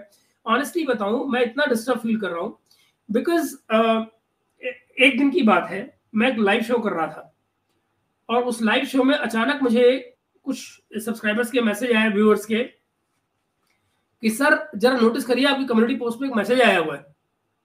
तो मैंने कम्युनिटी पोस्ट का मैसेज नहीं देखा था, मैंने देखा तो देखा कि वो दोदाना नयम का वहां पे टेक्स्ट था और वो कह रही थी कि महेश भाई आप मुझे क्यों नहीं बुलाते अपने शो में, मुझसे क्यों नहीं बात करते, क्या है। तो मैंने उनको कहा कि भाई मुझे कोई बुराई नहीं है, बशर्ते कि आपके पास कुछ पॉजिटिव कहने के लिए हो, मतलब just tell me what do you want to talk. तो इन्होंने फिर तो इनसे जाहिर है इनके पास मेरे पास इनका नंबर बहुत साल पहले से है। तो वो हमारा एक बार झगड़ा भी हो चुका ट्विटर पे, तो चला था वो अगेन मिसअंडरस्टैंडिंग कहा जा सकता है उसको उस टाइम की या वटेवर। खैर उस वक्त इन्होंने मुझसे पूछा था कि आप कुरान पे क्यों बोलते हैं, आपने कौन सा कुरान पढ़ी है? तो मैंने कहा भाई आपको किसने कह दिया मैंने कुरान पढ़ी है? कि मैंने कुरान नहीं पढ़ी है। तो उसका जवाब देने के बजाय भाग गई थी ट्विटर से उस जमाने में। तो मगर अब मैं आपको बताऊं, वो सब तो गया, अभी इन्होंने जब बातचीत दोबारा शुरू की तो मैंने इनसे कहा कि मोहतरमा इससे पहले कि आप मेरे शो में आए कम से कम मुझे उन बातों के जवाब तो चाहिए कि दरअसल आप किस बैकग्राउंड से आ रही हैं और मुद्दा क्या है। ये जो आप बातें आपके खिलाफ और आप जो भी कह रहे हैं, हिंदुस्तान में जो कहा जा रहा है, पाकिस्तान में जो कहा जा रहा है, ये किस्सा है क्या? तो इन्होंने मुझे फोन पे जो किस्सा सुनाया वो उसमें एक बड़ा हिस्सा वो पाकिस्तान की एक और मोहतरमा है जो यूट्यूबर हैं और उनसे जुड़ा हुआ था। उनका नाम है अर्जू काजमी। आई होप कि ये शो उन तक पहुंचे, क्योंकि मैंने उनको ब्लॉक कर रखा है, उन्होंने मुझे ब्लॉक कर रखा है। वो जब ये दाऊद वाला किस्सा हुआ था और उनका और जो भी वो हम उनके इंडियन कोलैबोरेटर्स हैं उनके साथ में, तो मैंने इंडियन जो कोलैबोरेटर उनके उनको ब्लॉक कर दिया था क्योंकि वो फेक न्यूज चला रहे थे और बदले में मुझे पाकिस्तान से आरजू काजमी ने ब्लॉक कर दिया। जैसे मैंने देखा उन्होंने ब्लॉक किया, मैंने उनको ब्लॉक कर दिया। मैं कहा भाई पे back in the same coin, तुरंत हिसाब चुकाओ, जान छुड़ाओ। मगर इस बात का जो मैं कह रहा हूं इसका आरजू काजमी से सीधा लेना देना कुछ भी नहीं है, मगर मैं बता इसलिए रहा हूं बिकॉज ये इंपॉर्टेंट है इस कॉन्टेक्स्ट को समझने के लिए, जिसमें इन्होंने मुझसे बात की और ये कहा कि भाई मैं तो ट्रैप में आ गई आरजू काजमी के। इन्होंने विक्टिम कार्ड खेला मेरे साथ में, अपने आप को बेबस और लाचार बताया, ये बताया कि मेरा एक्सप्लॉयटेशन कर लिया है आरजू काजमी ने, ये कि मैंने आरजू काजमी की जॉब जो की उसको मैंने छोड़ दिया, मुझे उनसे पैसे मिलते थे 30,000 रुपए महीने के, ये सब उन्होंने मुझे कहा हुआ है। तो ये और 30,000 रुपए की उनकी नौकरी थी मेरी, लेकिन उस 30,000 की नौकरी के बदले में ये आरजू काजमी मुझसे आर्टिकल लिखवाना चाहती थी इंडियन आर्मी के अगेंस्ट, कि इंडियन आर्मी कश्मीर में एट्रोसिटीज कर रही है, इस तरह के वो आर्टिकल मुझसे लिखवाना चाहती थी। अब ये आरजू काजमी जाने और दोदाना जाने, लेकिन मैं इस बात को अल्लाह को तो नहीं भगवान को हाजिर तो ये नाजिर के दुर्दाना जान के साहिबा ने आपके साथ एडमिट किया ये बात? जी जी बिल्कुल, ये सब मुझे कहा गया है। ये मुझे बताया गया कि आरजू काज़मी ने इंडियन आर्मी के खिलाफ इनको आर्टिकल लिखने के लिए कहा, जिसको इन्होंने रजिस्ट किया। और फिर उन्होंने ये कहा कि आप इस तरह से आर्टिकल लिखो। फिर इन लोगों का इनका आपस का कुछ चक्कर है कि हमारे यहाँ एक मिलिट्री के कर्नल हैं रिटायर्ड दानवीर सिंह, उनको लेकर भी इनके कुछ लफड़े हैं।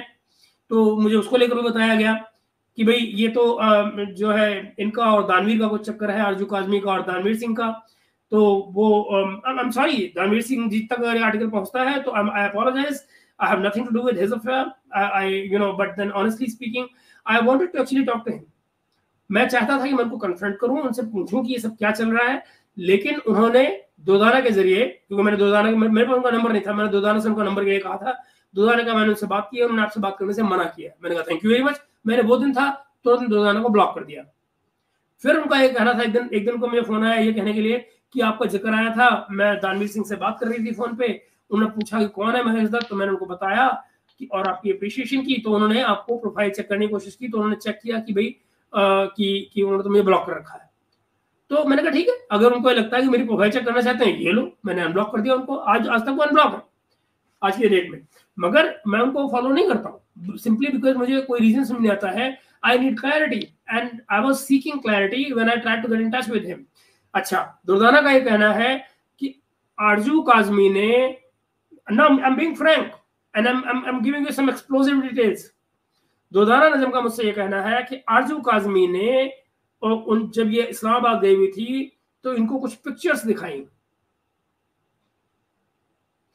आरजू काज़मी ने अपने मोबाइल में इनका क्या नाम है, दुर्दाना नजम को कुछ पिक्चर्स दिखाई जो कि किसी के प्राइवेट पार्ट्स की थी, एक मेल के प्राइवेट पार्ट्स की थी, और उनका ये कहना था कि ये दानवीर सिंह के पार्ट्स हैं और ये हमको दानवीर सिंह ने भेजे हैं।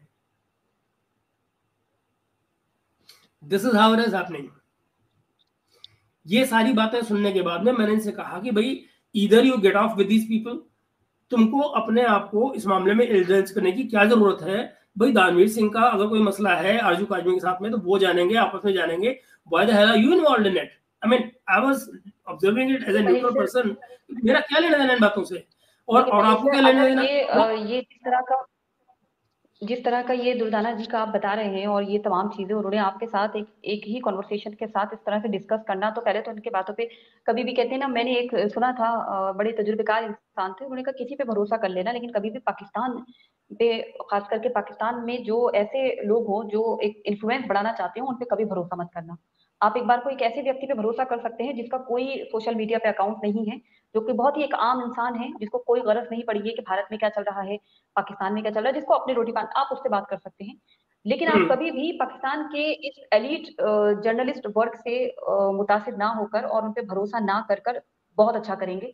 क्योंकि मैंने पाकिस्तानी जितने भी यूट्यूबर्स गैंग को अभी तक, लाहौरी गैंग को जितना भी पढ़ा, उनको रिसर्च किया। मेरा आदत है, अगर मुझे किसी पे हो जाए कि भैया ये बंदा ठीक नहीं लग रहा है, तो मेरा रिसर्च चलता है और मैं देखती हूँ कि क्या आर्टिकल लिखे हैं, कहाँ इन्होंने क्या बात की है। अब आप एक दो दिन में आपकी फितरत चेंज नहीं हो सकती। आप कोई बात कर रहे हैं तो आप शुरू से करते रहेंगे, आपकी सोच धीरे धीरे खुलती रहती है। वो बातें आपके इख्तलाफात हो सकते हैं कि मेरी और आपके ओपिनियन में कहीं ना कहीं कुछ मिसमैच हो, कुछ आप एग्री करती हूँ, कुछ मैं डिसएग्री करती हूँ, लेकिन फितरत चेंज नहीं हो सकती कि मैं कहने लगूं कि मैं तो मैं मानती नहीं अपनी कंट्री को फर्स्ट, मैं तो अपने रिलीजन को फर्स्ट रखूंगी। तो वो एक फितरत हो गई ना। तो ये चीजें पाकिस्तानी जर्नलिस्ट एलीट क्लास के अंदर हैं। मेरा मानना यही है कि इतने पर्सनल आप, अगर आपके साथ वो शेयर कर रही हैं तो वो पता नहीं कहाँ कहाँ कुछ शेयर करती होंगी, उसमें एक झूठ का तड़का होता होगा, उसमें चीजें होती होंगी, वो आपके दिल की जानना चाहती होंगी। तो यही मेरा हमेशा से एक एडवाइस मेरे तमाम व्यूवर्स को रहा है कि ये आंख बंद करके देखना, एप्रिशिएट करना, मैंने इसीलिए I was very careful while मैं लेट मी टेल यू, मैं आपको क्लियर कर दूं यास्मीन, एक मिनट मैं आपको बताऊं, ये सारी की सारी बातें मैं आपसे शेयर क्यों कर रहा हूं, या ये सारी बातें मैं इस समय पब्लिक में क्यों बोल रहा हूं? इसलिए बोल रहा हूं बिकॉज मुझे लगता है ये वक्त आ गया है कि जहां पर ये जो तमाम खेल चल रहा है यूट्यूबर्स का, क्या किस्सा है दानवीर का, क्या किस्सा है आरजू का, क्या किस्सा है ये दुर्दाना निज़म का, यार आपस में जाओ अपनी गंदगी को जहां तुमने सुलटाना सुलटो। Why the hell do you want me to get involved in this? Number 1। Number 2 ये कि मैंने तो आप लोगों से नहीं पूछा कि आप लोगों के क्या किस्से हैं। आप आए हैं मेरे पास मुझे बताने के लिए, आप आए हैं because I don't want to take you in just like this on board, to talk about. अच्छा, फिर कम से कम अब तक 4 बार ये हो चुका है जहां पर अचानक उनका फोन आएगा, बोले आज मेरा महेश जी, मैं तो आरजू काजमी के खिलाफ बोलने जा रही हूँ, मुझे मेरे सिर में दर्द हो रहा है, मैं आज जो है ना सबको फोड़ डालूंगी, मैं सबके खिलाफ बोलना। मैं कहा देखो भाई, अगर आपके पास प्रूफ है तो यू मोस्ट वेलकम। जब भी बात करो कंप्लीट बात करो। अगर आपके पास ये, अगर आप ये कहते हैं कि आरजू काजमी ने ये कहा, you have to have a proof. अगर आप ये कहते हैं दानवीर सिंह ने ये कहा, you have to have a proof. You without proof you cannot talk. You cannot just allege people for anything. तो आप प्रूफ निकालिए, सबको डॉक्यूमेंट कीजिए। और ये तक 4 बार हो चुका है, चारों बार ये गायब हो गई है। आज मेरे मामा ने कहा कि आपको ना सारी चीजें अपने लेवल पे देखनी चाहिए, और ऐसे जो है ना हमें किसी के खिलाफ बोलने की क्या जरूरत है, छोड़ो परे। मैं कहा भैया पहले तुमने क्यों नहीं मामा से बात कर ली? इससे पहले तो मुझे फोन करो, पहले मामा से बात कर लेती अपने। फिर किसी दिन मम्मी ने मना कर दिया, फिर किसी दिन नहीं मेरा मन नहीं कर रहा। और तो और मैं स्क्रीनशॉट भेज सकता हूं एफआईए के उस कंप्लेंट नंबर का जो उन्होंने मुझे भेजी, ये कहकर कि मैंने अभी अभी एफआईए में कंप्लेंट कर दी है आरजू काजमी के खिलाफ, लाहौर एफआईए में। मैं उसको, मेरे पास उसका स्क्रीनशॉट पड़ा हुआ है। मैं कहने की कोशिश कर रहा हूं, मैंने किसी से पूछा, सरप्राइजिंगली आज तक एफआईए ने कोई किसी तरह का एक्शन आरजू काजमी साहिबा के खिलाफ नहीं लिया है। वो उतनी बेबाकी बेशक नहीं लिया, बिल्कुल नहीं लिया। और तो और कोई डर नहीं होता, कोई डर नहीं होता। वो जो भी बात करो, जो उनका कंटेंट आप देखें, हाँ, हमारे लोग ताली बजा रहे होते हैं, वाओ ये कैसे बात कर रही है वहां पर। Yasmin let me be clear, नहीं मुझे नहीं मालूम यास्मीन, देखिए I will not go that far. मुझे नहीं मालूम कि जो नंबर मुझे भेजा गया वो सच्चा है या फेक है। Let's take it like this. मुझे एफआईए की कंप्लेंट का एक स्क्रीनशॉट भेजा गया जिसमें कंप्लेंट नहीं लिखी हुई थी, सिर्फ स्क्रीनशॉट था प्लेन उस कॉलम का। फिर मुझे एक कंप्लेंट नंबर भेजा गया कि मैंने ये नंबर है, मैंने कंप्लेंट कर दी है। I am saying I have nothing to do with this. What I am saying is you are coming with 10,000 stories every day and then all that you have। अच्छा, और किसके पास आ रही हैं आप? एक हिंदुस्तानी हिंदू के पास, वो हिंदू जिसके बारे में आप ये आर्टिकल लिख रही हैं कि वो मुसलमानों के खिलाफ डिस्क्रिमिनेट कर रहा है। जिस फिलॉसफी से मैं आता हूँ, जिस फलसफे को फॉलो मैं करता हूँ यास्मीन, जिस फलसफे को मैं फॉलो करता हूँ, उस फलसफे के लिहाज से देखिए, एक सेकंड यास्मीन, कि भाई ये आप जो कुछ बता रही हैं, क्या वो आदमी वही काफिर नहीं है जिसके खिलाफ आप ये आरोप लगा रही हैं, जिसको एलिगेशन लगा रही हैं, जिसके खिलाफ आप ये कह रही हैं कि वो हिंदुस्तानी मुसलमान के साथ ऐसा कर रहा है वैसा कर रहा है?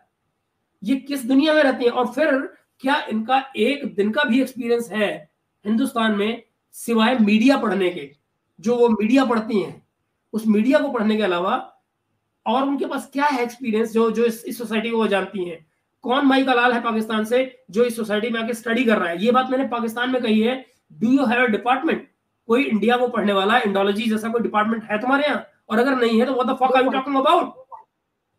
जी 2 पॉइंट हो गए आपके डिस्कस के लिए। 2 पॉइंट है, मैं यहाँ पर इनका थोड़ा सा डिस्कस करना चाहूंगी। एक आपने एफआईए कंप्लेंट के बारे में कहा। इलेक्शन टाइम पीरियड के अंदर हमने एक पाकिस्तान में एक बहुत ही प्रोपेगेंडा देखा जिसमें कि ये बात फैलाई गई, और अनफॉर्चुनेटली उसमें हमारे इंडियन यूट्यूबर्स ने भी, बहुत ही जिम्मेदार यूट्यूबर्स हैं, उन लोगों ने भी इसको सपोर्ट किया कि ये तो ह्यूमन राइट वायलेशन है पाकिस्तानी यूट्यूबर्स को इस तरह से बंद करना या उनको बैन करना या उनको रोकना। बट वहां पर मुझे थोड़ा डाउट था कि मैं यही सोच रही थी कि ये इलेक्शन टाइम पे ही क्यों हो रहा है, ये यूट्यूबर्स हटेंगे, ये तारीख उस तरह से नहीं, क्योंकि ये अगेंस्ट द एस्टैब्लिशमेंट हो जाएगा ना पाकिस्तान में। वो चीज वो करेंगे नहीं, वो यूट्यूबर्स, उनको अपना अच्छा प्रोपेगेंडा के तहत एक अच्छी इनकम करने से मकसद है। देखिए आप पैसा कमाएं, कोई बुराई नहीं है, यूट्यूब पर लोगों ने करियर बनाए हैं, घर बना लिए, बंगले ले लिए, गाड़ियां ले ली। यूट्यूब मैं खुलकर कहती हूँ ईमानदारी से, मेरा इतना रीच नहीं है, ना ही मुझे कोई इतना ज्यादा व्यूज आते हैं, और यहाँ पर व्यूज का सारा खेल है। आप थंबनेल में लगा दें मेरे ऊपर हमला हो गया, मेरे को ये हो गया वो हो गया, कोई मर गया, कोई ये झूठा खबर लगा दे, और उसके अंदर लोग पूरा वीडियो देख डालते हैं। क्यों? क्योंकि वो एवरेज व्यू ड्यूरेशन जो है उसको इंक्रीज करना होता है, और उसकी वजह से यूट्यूब आपकी इनकम बनाता है। एग्जैक्टली ये हमारे इंडियंस को समझना होगा। तो पाकिस्तान में इलेक्शन टाइम पर एफआईए कंप्लेन हो चुकी है। ये पाकिस्तान का जो बहुत ही फेमस यूट्यूबर है एंटरटेनमेंट टीवी, उसने नाम ही अपने चैनल का एंटरटेनमेंट रखा है, तो समझ ही जाना चाहिए कि वो जस्ट एंटरटेनमेंट है, वो और कुछ नहीं है पाकिस्तान में। एग्जैक्टली। तो ये सारे लोग जो थे कि बड़ा ही खतरों के खिलाड़ी हैं, खतरा मोल ले रहे हैं। हमारे इंडिया से मैं देख रही थी यूट्यूबर्स बना रहे हैं, देखो खतरों के खिलाड़ी पाकिस्तानी यूट्यूबर्स ऐसे वैसे, और वो शैला नैला मैला वो लड़कियां जो है बहुत बहुत दे आर वेरी क्लेवर, मैं बहुत अच्छा समझती थी। लेकिन फिर एक प्रोग्राम के तहत मुझे किसी ने बताया कि उन्होंने मेरे साथ इनको कोलेब्रेशन को बोला होगा, तो इन्होंने बोला यास्मीन उसके साथ, तो मतलब इन्होंने कुछ अच्छा नहीं बोला मेरे लिए। तो मुझे इससे फर्क भी नहीं पड़ता, हमें अपनी जात को अच्छा रखना है, हमें हमारे लोग हमें सुने, वो हमारे लिए इंपॉर्टेंस रखता है, क्योंकि एट द एंड बिल्कुल। हमारा कंट्री ये है। तो हम अपने घर राइट। के बारे में पहले सोचें। और उस घर में बहुत सारे कमरे हैं, बहुत सारे लोग रहते हैं, तो वो इख्तलाफात हो सकते हैं, एक घर में 4 बर्तन हैं बेशक। तो। लेकिन किसी बिल्कुल। दूसरे को क्या हक है कि मेरे देश के कंटेंट पे आप वर्क कर रहे हैं, और उससे ज्यादा बदतरीन प्रॉब्लम्स मेरे कंट्री में, तो इतना बड़ा मुल्क, मेरा तो इतना बड़ा मुल्क है, इतनी पॉपुलेशन है, लेकिन बदतरीन हालात तुम्हारे यहाँ क्या है, तुम उस पर कोई बात नहीं कर रहे हो। तुम्हारा हाथ मतलब, इनको देखे, इनका जिगरा नहीं है इतना कि ये मियां मिट्ठू पर एक प्रोग्राम निकाल दे कोई रिएक्शन चैनल वाला। एक बंदा नहीं बात करता। कमर चीमा साहब दुनिया भर की जियो पॉलिटिक्स डिस्कस कर रहे होते हैं, वो उल्टे सीधे फैक्ट रख रहे होते हैं, और बहुत ही व्हाट ऐसे, ये उनका एक्सेंट, उनका तलफ़ुज़ सब चेंज हो जाता है कि इंप्रेशन बढ़े, और इंप्रेशन बढ़ेगा तो लोग इन्फ्लुएंस होंगे, और फिर मेरा रीच बढ़ेगा, तो एंड एट द एंड मैं इंटेलेक्चुअल कहलाऊंगा पाकिस्तान का। तो ये ना एक बहुत ही स्ट्रेटेजी के तहत हो रहा है। दूसरी बात आप देखने कही कि दुर्दाना साहिबा जो है, उन्होंने पाकिस्तान से भारत नहीं आई है, उन्होंने रिसर्च नहीं किया है। एग्जैक्टली। देखिए, हमें किसी भी कंट्री को जानने के लिए बहुत इंपॉर्टेंट होता है कि वहाँ का हम कल्चर रीड करते हैं, लिटरेचर पढ़ते हैं, वहाँ का मीडिया देखते हैं, और एग्जैक्टली वहाँ का पब्लिक रिएक्शन देखते हैं, ड्रामाज इंडस्ट्री देखते हैं, फिल्म इंडस्ट्री, ये 4-5 लिटरेचर के कंपोनेंट हैं जिस पर हम रिसर्च करें तो हम किसी भी कंट्री को बहुत आसानी से उस जगह जाए बगैर भी जान सकते हैं। लेकिन इस बात की क्या राइट। गारंटी है कि पाकिस्तान के बैठे हुए सो कॉल्ड इंटेलेक्चुअल जर्नलिस्ट जो हैं, दुर्दाना साहिबा जैसे, ये लोग पाकिस्तान से बैठ के भारत में दोनों नजरिए देखते हो। क्योंकि यहाँ पर तो वो लोग भी खुली आजादी के साथ बात कर रहे होते हैं जिनके 90% व्यूज जो है वो पाकिस्तान में सराहे जाते हैं, और यहाँ पर वो लोग भी खुल के आजादी से बात कर रहे होते हैं जिनको सिर्फ और सिर्फ अपने देश की पड़ी है। तो यहाँ पर तो दोनों ही सूरत हाल में लोगों को आजादी है। अब हम कैसे पता करें कि ये आरफा साहिबा को देखती हैं, क्या ये दुरुफ साहिब को देखती हैं, क्या ये और जितने भी भारत के अंदर सो कॉल्ड हमारे जो तथाकथित देश बदलने वाले पत्रकार हैं, बड़े बड़े इनकलाब लाने वाले पत्रकार हैं, ये उनको देखती हूँ, हमें क्या पता। तो हम कैसे कह सकते हैं कि आपका ये जो नजरिया बना है भारत को लेकर, ये आपने कौन सा स्ट्रीम देखा, कौन सा फार राइट देखा, फार लेफ्ट देखा, या आप सेंटर में गई। ये सारा रिसर्च वर्क है महेश सर। मैं बहुत डीपली बात कर रही हूँ, आई डोंट अंडरस्टैंड के हमारे दर्शक कितना अंडरस्टैंड कर रहे होंगे मुझे नहीं मालूम, राइट। मगर मुझे मालूम है ये बात कि मैंने जितनी चीजें इन लोगों की देखी है उससे मुझे ये अंदाजा होता है कि भारत के अंदर जो भारत में एक किसी अपवाद स्वरूप किसी केस को उठाकर बात करे, और उसको एक एग्जेजरेट करे कि देखो वहां पर ना ऐसा हुआ हिंदू मुस्लिम के बीच में, और ऐसा होने लगा है देश में, तो खतरा है, ये है, तो उसको व्यूज भी ज्यादा मिलते हैं, और उससे पाकिस्तानी बड़ा खुश होते हैं। अरे अरे देखो भारत में कैसे ये चल रहा है, देखो कैसा मार रहे हैं, ये कर रहे हैं, काट रहे हैं, इन लोगों का ये होगा। ये मतलब दुआएं करते हैं। कोरोना के टाइम पर पाकिस्तानी मुल्ला दुआएं कर रहा था कि या अल्लाह कोरोना जो है वो सब भारत की तरफ चला जाए। पाकिस्तान का जो इनका शेख रशीद टाइप लोग हैं, वो दुआ कर रहे होते हैं कि जो जो बॉम्ब होंगे ना, तो वो हिंदू सोसाइटी पे जाके गिरेंगे और हमारे मुसलमान बच जाएंगे। मतलब मेंटालिटी आप देखें, सोच का जो दायरा है वो इतना सीमित है कि मैं कभी कभी मुझे लगता है कि हमारा वक्त जाया हो रहा है, हम इन पर बात कर रहे हैं तो। फिर मैं सोचती हूँ कि नहीं भाई, वक्त जाया नहीं हो रहा। बहुत सारे लोग बड़ा मशवरा ज्ञान देने आते हैं कि पाकिस्तान कंटेंट पे बात क्यों कर रही हो, तो मैं उनको यही बोलती हूँ, जी। भारत में ऐसे बहुत सारे यूट्यूबर्स हैं राइट। जो वेस्ट बंगाल में कितना हशन नशर हो रहा है वो उस पर बात नहीं कर रहे हैं, क्योंकि उनकी सारी फिक्र और गौर ये है कि पाकिस्तानी कोई उठाते हैं क्योंकि मेरा व्यूज बढ़ेगा और मुझे भारत में किसी को जवाबदेही भी नहीं होगी। मैं हिम्मत करती हूँ वेस्ट बंगाल की जितनी भी वहां चल रहा है उस पर बोलने की, मैंने हिम्मत की केरला में बोलने की, मैंने हिम्मत की कश्मीर पे बोलने की। तो अगर मेरे जैसे व्यक्ति को भी, और महेश सर आपका एक तजुर्बा है, आप अगर बात कर रहे हैं क्योंकि आपने वो सोसाइटी देखी है, तो ठीक है मैं आपका समझ सकती हूँ। लेकिन आपसे हटकर आप खुद अपने आसपास नजर दौड़ाएं। इन्हीं लोगों को बुला के बिठाया जाता है इंडियन यूट्यूबर्स के बिल्कुल। द्वारा, इनको प्रमोट किया जाता है। इनके भी, मेरे और आपके एक भी वीडियो पर इंडियन यूट्यूबर्स रिएक्शन देने से कतराते हैं, और अगर देंगे तो बहुत ही नेगेटिव हम्म। रिएक्शन देंगे। लेकिन पाकिस्तान की वीडियो उठाकर उनके एंकर्स की तारीफ करते हुए, उनकी उनको हिम्मत वाला बताते हुए उनके फैक्ट्स एंड फिगर चेक किए जाते हैं। तो हम्म। बेसिकली मैं फिफ्थ जनरेशन से भी आगे सिक्स जनरेशन की बात कर रही हूँ, जहां पर डेटा वॉर होगी। और ये जो डेटा और फैक्ट्स एंड फिगर की वॉर होगी ना, उसमें हम बहुत पिछड़े हुए हैं, बहुत। अभी तो मतलब हम इनको कम्पीट करते ही नहीं है आईएसपीआर को। जो जिस लेवल पर वो काम करते हैं। तो मेरा कंसर्न बस इतना ही है कि पाकिस्तान की जो सिविल सोसाइटी है, पाकिस्तान की स्टेट्स एस्टेब्लिशमेंट अपने यहाँ अपनी अकलियतों को, अपनी जो वल्नरेबल सोसाइटी है, जो इनका माइनॉरिटीज है, उनको तहफ्फुज दें। आर्टिकल दुर्दाना साहिबा जैसे लोगों के जो है वो भारत पे नहीं होने चाहिए, पाकिस्तान पे होने चाहिए। इनका कंसर्न भारत नहीं होना चाहिए। इनका मेजर यूट्यूब कंटेंट जो है वो इनका खुद का मुल्क होना चाहिए। अगर हम यहाँ पर बात करने की हिम्मत रख रहे हैं तो हम अकेले दम पर अपने बात कर रहे हैं। आप अपना वो गुर्दा लाइए कि अपने दम पे बात करें, पाकिस्तान के अंदर बैठ के पाकिस्तान की स्टैब्लिशमेंट पे बोले, पाकिस्तान की सोसाइटी पे बोले। मैं मेरे मुल्क के अंदर बोल रही हूँ, मुझे अगर किसी चीज से इख्तलाफात होता है, मैं अपनी राय रखती हूँ। हालांकि वहां पर बहुत सारे ऐसे मैं जहन आते हैं जो बहुत गलत बातें। आपको पता है सीमा हैदर को लोग यहाँ कहते थे वो हमारी भाभी है, तुम कौन हो, तुम पाकिस्तान जाओ। हमारी कंट्री में ऐसा होता था। दुर्दाना साहिबा को ऐसा ही कोई व्यक्ति मिला होगा, अच्छा अच्छा चलो चलो तुम तो बड़ा तशद्दुद कर रहे हो मुसलमानों पे, तुम्हारे ऊपर मैं आर्टिकल लिखती हूँ। तो एग्जैक्टली ये चल रहा है। और अगर ये आपके साथ पर्सनल बातें इस तरह से शेयर करके और आपको ट्रैप करने की कोशिश की जा रही है, तो मेरा आपको भी मशवरा होगा दूरी बना के रखिए। कोई जरूरत नहीं है इनके साथ अपना इतना टाइम आप स्पेंड भी करें। इनको तो टाइम ही देना नहीं चाहिए। बहुत मुनाफिक लोग हैं, बहुत बहुत दिमाग से चल रहे हैं। हम लोग नहीं है उस तरह के, हम लोग सादे सच्चे लोग हैं। हार जाते हैं, बहुत रीच कम रहती है, कम बोलते हैं। अभी मुझे एक हफ्ते में नहीं बात की, मैंने लोगों के नजरिए देखे।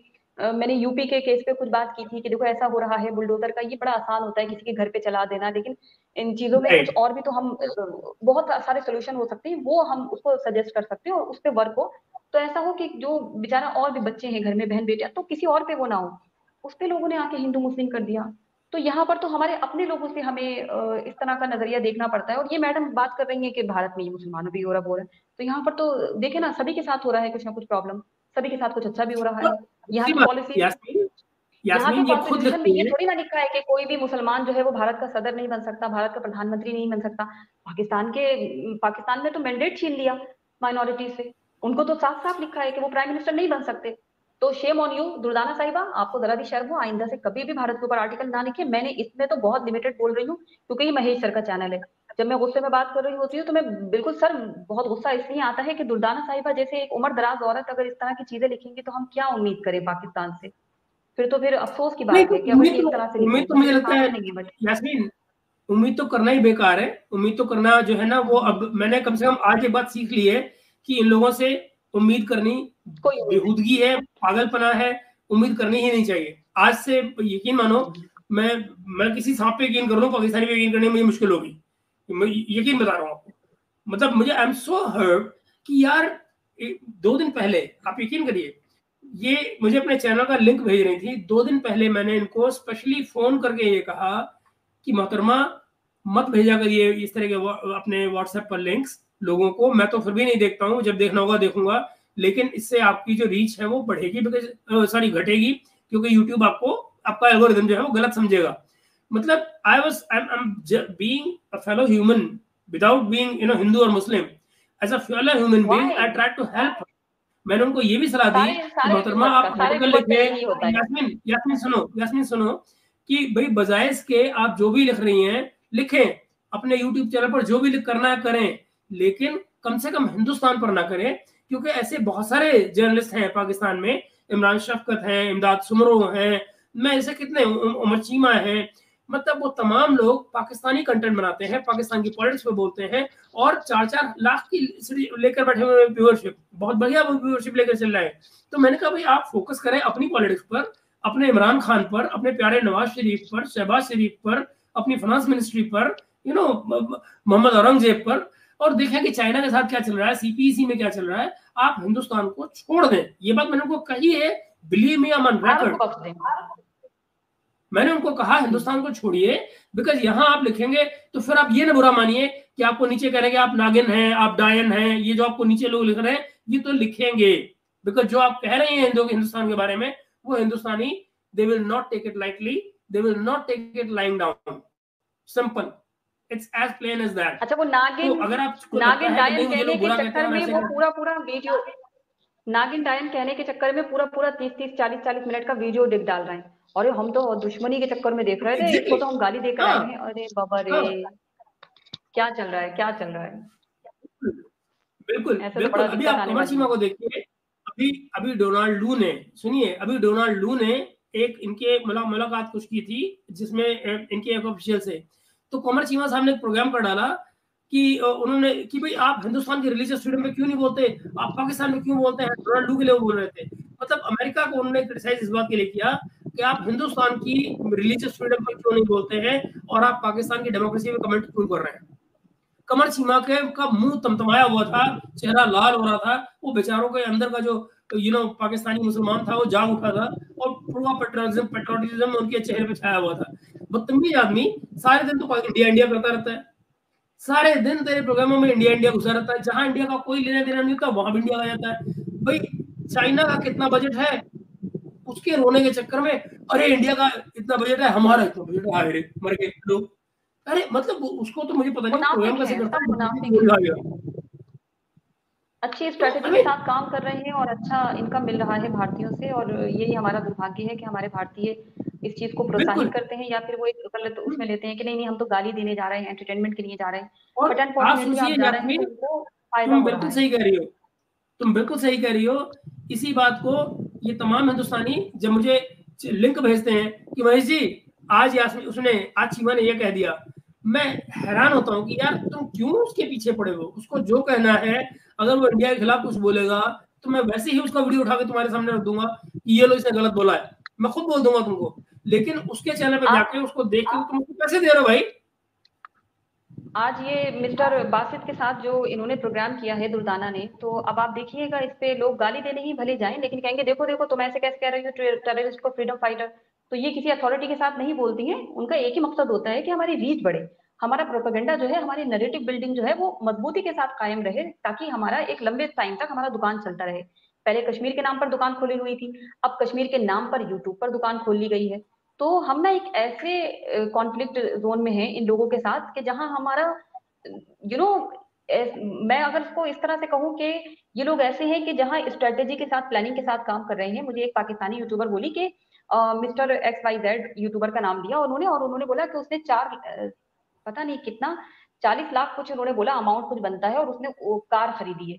और तुम्हें पता है वो पैसा कहाँ से आया? वो यूट्यूब से आया था। मैं हैरान, मैंने कहा मैं अभी तक 4 साल से होने वाला है मुझे, मैंने अभी तक इतना कभी अमाउंट देखा नहीं। और इन्होंने चंद वीडियोस निकालकर, और वो टाइम था चंद्रयान का टाइम था हमारा, जो साउथ पोल में हमारा चंद्रयान गया था, तो उस वक्त पे वो वीडियो निकाली गई थी, लाइव वीडियोस, और उसमें इतना अमाउंट आया था। तो मैंने कहा आप लोग तो बड़ा अच्छा भारत को बेवकूफ बना रहे हैं, वेरी गुड। आप तो वहाँ जमीन पे भी लड़ रहे हैं आपके आतंकवादी हमारे लोगों के साथ, और वहां पे हमारे लोगों को पीछे से बाहर कर रहे हैं, और आप लोग यूट्यूब की बैटल जीत रहे हैं। तो वो बड़ा बौखला गई थी, बड़ा गुस्सा इस चीज का उन्होंने किया। मैं फिर इसी चीज को एनालिसिस पे उतरी थी कि मैं तो बड़ा अच्छा समझ रही हूँ भाई, मैं हूँ, महेश सर है, बहुत सारे ऐसे लोग हैं जो अच्छाई में बिलीव कर रहे हैं। हम कह रहे हैं इंसानियत सबसे ऊपर है, अच्छे ताल्लुकात हो तो शायद इनको थोड़ी शर्म आए, थोड़ा ये अपनी कंट्री पे वो कर ले, थोड़ा गौर कर ले। लेकिन हम क्या देख रहे हैं जब हम एनालिसिस करने बैठ रहे हैं कि सारा का सारा गौर तो इनकी फिक्र गौर ये है कि पैसा लेते वक्त तो कोई काफिर टाफिर नहीं है, बस पैसा आना चाहिए, पैसा आना चाहिए बस। चाहे वो IMF से आना चाहिए, चाहे वो वर्ल्ड बैंक से आए, अमेरिका दे, चाइना दे, कोई काफिर नहीं है। चाहे वो इंडियन यूट्यूबर दे, व्यूवर्स दे, बस हमको पैसा आना चाहिए और हमको मजे करने हैं। अब वो भारत को गाली देकर, कश्मीर को गाली देकर, टेररिस्ट को बढ़ाकर, बस ये इनका जो एक्चुअल मकसद है वो यही है सर। यास्मीन चूंकि बात चल निकली है, 1 घंटे का प्रोग्राम हो गया, कोई बात नहीं। यास्मीन जो बात चल निकली है, मैं क्लैरिटी और कर दूं इसमें थोड़ी सी, क्योंकि वो बात अधूरी रह गई। वो जो आरजू काजमी की बात चल रही थी, आरजू काजमी को लेकर फिर मुझे आगे और भी कहानियां सुनाई जाती हैं, मुझे पता नहीं क्या सच्चाई है। एक्चुअली मैं जानना चाहूंगा, ये चाहिए आरजू काजमी को वो बताया कि दरअसल सच क्या है। वो ये कह रही है उनके बारे में, आदरणीय श्रीमती ये जो दुर्दाना नज़ीम साहिबा है मोहतरमा, वो कहती हैं कि शी डिडंट वांट एक और यूट्यूबर है, क्या नाम है उनका, राबिया इमरान शायद नाम है, राबिया इमरान नाम से ऐसा कुछ है उनका चैनल, या राबिया इमरान नाम की कोई है महिला वहां पे, तो उनको जानती हैं आप क्या? हाँ, राबिया नाम से है कोई, तो बता रही है कि भाई वो सॉरी कि उनकी कोई चर्चा चल रही थी, और ये हिंदुस्तान में हमारे एक और हैं मोहतरमा जिनको मैं जानता हूँ, खैर कि उनके पर्टिकुलर मैं उनका नाम नहीं ले रहा हूँ, बट हाँ, खैर वो मैं आपको अलग से बता दूंगा। तो वो कि उन मोहतरमा का वो चैनल इंटरव्यू करना चाह रही हैं, तो वो कहना चाहती हैं कि आरजू कादमी ने क्या नाम है इनका, राबिया इमरान को, आई थिंक राबिया इमरान नाम है उनका, कि उनको रिबाहा 20,000 रिबाहा तो नहीं है? Ribaha Imran, yes, Ribaha Imran, yes, I'm sorry, जी, रिबाहा है। actually I don't follow these people, तो मुझे मालूम नहीं था नाम का उनका, I was confusing it। तो वो उनको she said 20,000 immediately ट्रांसफर किया उन्होंने ऑनलाइन, कि भाई अल्टीमेटली ये जो इंडियन लेडी हैं इनका अगर आप इंटरव्यू करेंगे तो आप इतने तो कमाएंगी, तो आप छोड़िए, आप उनका इंटरव्यू मत करिए, ये रहा 20,000 रुपए आपको। And then she says that later on she claim कि ये तो मैंने ये कि ये जो उसके फादर वाले का जो ड्रामा है कि भाई फादर बीमार है, उसका डायलिसिस होता है and all that, it is वो अपने बाप को बेच रही है। That is a statement that she attributed to क्या नाम है उनका, आरजू साहिबा, उनको उन्होंने एट्रीब्यूट किया और ये कहा कि आरजू ने मुझे ये कहा कि this woman is actually selling her father and his illness to earn more money. And एक और इंसिडेंट में उन्होंने कहा कि इसी तरह से उन्होंने 20,000 को और भेजे हैं। I have some sources, some common connection with that lady, and I found out that she denied that she has ever got that kind of money from her. ये बात मुझे कंफर्म की। अब आप सोचिए, मुझे ये समझना है कि कौन झूठा है, कौन सच्चा है, कौन क्या बात कर रहा है, ये सच झूठ के बीच में इतने पर्दे पड़े हुए हैं। अब मुझे कोई ऐसे में, and I have been telling her time and again कि one thing that I hate is lie. Don't lie to me. मैं ना झूठ बहुत बोलता हूँ, ना कंफ्यूजन झूठ होता बोलने था में मेरा जब पढ़ते यकीन है। उठना, थोड़ा सा आपको शक होगा, थोड़ा सा चीजें आप एनालिसिस करेंगे और आपको लगेगा कि अरे मैं तो इसको अच्छा समझ रहा था बट एक्चुअली इसका दिमाग तो कहीं और चल रहा है, तो फिर ना आप बहुत कंफ्यूज होंगे, क्योंकि मैं उस दौर से गुजर चुकी हूँ। मैं जब इतना मैंने कंफ्यूज होती, इधर से कुछ आज और बोल रहा है, यास्मीन, वो किसी और को बुरा जब बोल रहा मैंने है, वो किसी और को बुरा बोल रहा है जी। आज जब इस आर्टिकल पर मैंने पोजीशन किया है, जब मैंने ये कहा कि ये आर्टिकल आपने गलत लिखा है, देखिए यास्मीन, जब मैंने आज मना किया कि ये आर्टिकल आपने गलत लिखा है, ऐसे नहीं, ये बकवास गलत है, तो उनका ये कहना है कि मैंने कहा कि भाई you hurt me with your comments. वो कहती हैं कि मैंने उन्हें हर्ट किया है अपने कमेंट्स के जरिए। तो मैंने कहा भाई आप हर्ट हो रही हैं, आप एक इंडिविजुअल हैं, यहाँ जो आप लिख रही हैं उससे 1 बिलियन पीपल हर्ट हो रहा है। हिंदुस्तान की 1 अरब पॉपुलेशन जो है वो हर्ट हो रही है इससे, because that is the number that Hindus are अच्छा हियर। जी, वाह वाह वाह वाह वाह। मोहतरमा एक कमेंट से हर्ट हो गई और एक पूरा का पूरा कॉलम लिख डाला, एक पूरा आर्टिकल लिख डाला, तो उससे उनको कोई जरा हर्ट इस नहीं हो बात रहा। की जरा सा एहसास नहीं हुआ कि इस पूरे आर्टिकल को पढ़ने के बाद लोग कितना हर्ट होंगे। ये कहाँ, ये क्या जी पॉलिसी है? मतलब हम लोग इनको डिस्कस भी क्यों कर रहे हैं? What is this? ये क्या है लेडी? मेरा मेरा कंसर्न है मेरा कंट्री, मेरे कंट्री के लोग, यहाँ पर लोगों को रोजगार होना चाहिए, अच्छी जिंदगी हो, सुकून हो, कोई टेररिज्म ना हो, एक दूसरे के साथ अच्छे इख्तलाफ से रहें लोग, किसी तरह की कोई बदसलूकी ना हो, किसी तरह की कोई मॉब लिंचिंग ना हो। हमारा कंसर्न वो है। और अगर हम भारत में बात करते हैं, क्यों? क्योंकि मुझे जवाब देना किसी भी दूसरे कम्युनिटी के बंदे से ज्यादा मुझे लगता है, क्योंकि मेरे नाम पर, मेरे कम्युनिटी के नाम पर पाकिस्तान में इस तरह के आर्टिकल्स लिखने वाले लोग बैठे हैं, तो मैं उस वजह से उस हक से जवाब आप देती हूँ। बाकी यहाँ अथॉरिटीज हैं आपकी और लोग बात हैं, उस पर बात करने के लिए हमारी जुडिशरी है जी। यास्मीन, आपकी बात को इको किया था एक बार मुशर्रफ जब यहाँ थे, परवेज मुशर्रफ जब हिंदुस्तान आए हुए थे, तो वो एक जगह पर बैठे हुए प्रेस कॉन्फ्रेंस कर रहे थे, और तब हमारे यहाँ पर एक मौलाना ने उनसे कहा था कि हुजूर हम पर एहसान कीजिए, अपने मुल्क जाइए और अपने मुल्क के मुसलमानों का ध्यान करिए, हिंदुस्तान में रहने वाले मुसलमानों की चिंता आप मत कीजिए। मैं वो क्लिप भी लगा दूंगा इस वीडियो में, ये दिखाने के लिए कि मुशर्रफ ने रिएक्शन क्या किया था। मुशर्रफ को इरिटेटेड, हाँ हमें क्या जरूरत पड़ी है, आप लोग जैसे भी रहना है वैसे रहिए, हमें क्या, ये वो इस तरह का ड्रामा करके निकले थे यहाँ से। जो आप आज कह रही हैं, मुझे उन मौलाना की याद आ रही है, और कि जो अगर दोदाना के नजम की जगह पर मुशर्रफ को बिठा दिया जाए तो शायद वो रिएक्शन वही हो कि हाँ जी हमें क्या लेने देना। Who the hell are you, like you rightly said, to talk about Indian Muslims? And जो हिंदुस्तानी मुसलमानों की जो लड़ाई है, वो हिंदुस्तान का मुसलमान, हिंदुस्तान के हिंदू उनके साथ मिल मिला के जैसे भी है लड़ लेंगे। भाई गुजरात राइट्स के लोग बड़ी बात करते हैं पाकिस्तान में, वो ये भूल जाते हैं कि वहां भी उनके केस लड़ने वाले, उनके कंप्लेनेंट, उनके सपोर्टर, वो सबके सब हिंदू थे महाराज। भाई सर, वो आप सबके इस बात सब को गौर करें कि बांग्लादेश ने बहुत ही स्ट्रांगली इस बात के ऊपर गौर कराया है कि पश्चिम बंगाल की सीएम ने जिस तरह से स्टेटमेंट दिया था कि जो भी असहाय लोग होंगे हम उन्हें शेल्टर देंगे वेस्ट बंगाल में, जो भी कॉन्फ्लिक्ट चल रहा है। तो बहुत ही स्ट्रांगली उन्होंने कंडेम किया है बांग्लादेश की गवर्नमेंट ने, और उन्होंने साफ तौर पर कहा कि ये हमारा इंटरनल मैटर है, you are nothing to say anything, आप नहीं बोल सकते। और सऊदी अरब का आप देखें, इस्लामिक कंट्री है सऊदी अरब, ईरान, इराक, जितने भी आप मुस्लिम कंट्रीज का देखें, इवन मिस्र, अफ्रीकन कंट्रीज में भी अगर आप मुस्लिम कंट्रीज में जाएंगे, वो इस बात को बड़ी तौहीन मानते हैं कि अपने किसी भी इंटरनल इश्यूज में किसी दूसरे की मदाखलत, आर्टिकल लिखना तो बहुत दूर की बात है, आप लिख सकते हैं कहीं दूर बैठ के लिखिए, आपको ऐसे पड़ोस में बैठ के और आप लिखें और आप हमारे ही नाम पर चैनल चलाएं, ये कोई बर्दाश्त नहीं करता सर। तो चाहे मैं मुस्लिम हूँ, हिंदू हूँ, क्रिश्चियन हूँ, सिख हूँ, मैं किसी भी कम्युनिटी से आऊंगी, इख्तलाफ हमें होगा कि आप हमारे नाम पर मत लिखें, आप अपनी कंट्री का देखें। आपके यहाँ बच्चियों को कन्वर्ट किया जा रहा है, लोगों को मारा जा रहा है, वर्शिप प्लेसेस अगर कोई डिफरेंट फेथ से है तो उसको खत्म किया जाता है, आपकी सिविल सोसाइटी नहीं बोलती, आपकी स्टेट नहीं बोलती, आपके यहाँ कोई बिल आता है तो उसे पास करने के लिए मेजोरिटी नहीं मिलती, इस तरह का ब्लास्फेमी लॉ नहीं है कोई। लोग अपनी शान समझते हैं कि अगर किसी को घेर कर मार दिया उन्होंने झूठे इल्जाम लगाकर, और आपको इतना शऊर नहीं है कि आप बजाय अपने मुल्क की जो जमीनी हकीकत है उसे उजागर करें, दुनिया के सामने लाएं, उसके सोल्यूशन ढूंढें। आप भारत के ऊपर टीका टिप्पणी कर रही हैं, आप आर्टिकल लिख रही हैं, कौन है और आप उनको क्यों वक्त दे रहे हैं? महेश सर, मुझे तो आपसे भी शिकायत है, आप क्यों वक्त दे रहे हैं? आपने क्यों इतना वक्त दिया उनको? नहीं देना है उनको इतना वक्त, हम उनको क्यों सफाइयां सुने, उनकी झूठी सफाइयां हम क्यों सुनेंगे? नहीं जुनैद, यास्मीन, मैं इसलिए मुझसे जुनैद निकल रहा है बार बार, वो इसलिए मैं आपसे बार बार कह रहा हूँ यास्मीन, ये जो हम बात कर रहे हैं वो इसलिए क्योंकि ये आर्टिकल मुझे भेजा गया और मैं चाहता था कि हम इसको काउंटर करें ताकि कम से कम उनको ये पता लगे, और स्पेशली तुम्हारे पॉइंट ऑफ व्यू से पता लगे कि हिंदुस्तान में बैठी हुई एक जो मुस्लिम लेडी है वो इनके आर्टिकल को और इनको और इनके जैसों को कैसे देखती है। नंबर एक बात। दूसरी बात ये कि हमारे यहाँ भी जो लोग बैठे हैं, जो जो यूट्यूब पे भी बैठते हैं, डिफेंस एनालिस्ट बनते हैं, हमारे एक्स आर्मी मैन हैं, उनको भी सोचना चाहिए कि दरअसल वो किन लोगों से बात कर रहे हैं और क्या बात कर रहे हैं, उनका अपना पास्ट क्या है, उन्हें सोचना होगा इस बारे में। मैं कोई क्वेरी नहीं कर रहा हूँ, मैं कोई सस्पिशन नहीं दे रहा हूँ, मैं कोई एलिगेशन नहीं लगा रहा हूँ, मैं सिर्फ वो बता रहा हूँ जो मुझे बताया गया है। इट्स सेकंड हैंड रिपोर्टिंग, और ये मैं फर्स्ट हैंड उनसे शेयर करके बात करना चाह रहा था कि दरअसल सच क्या है।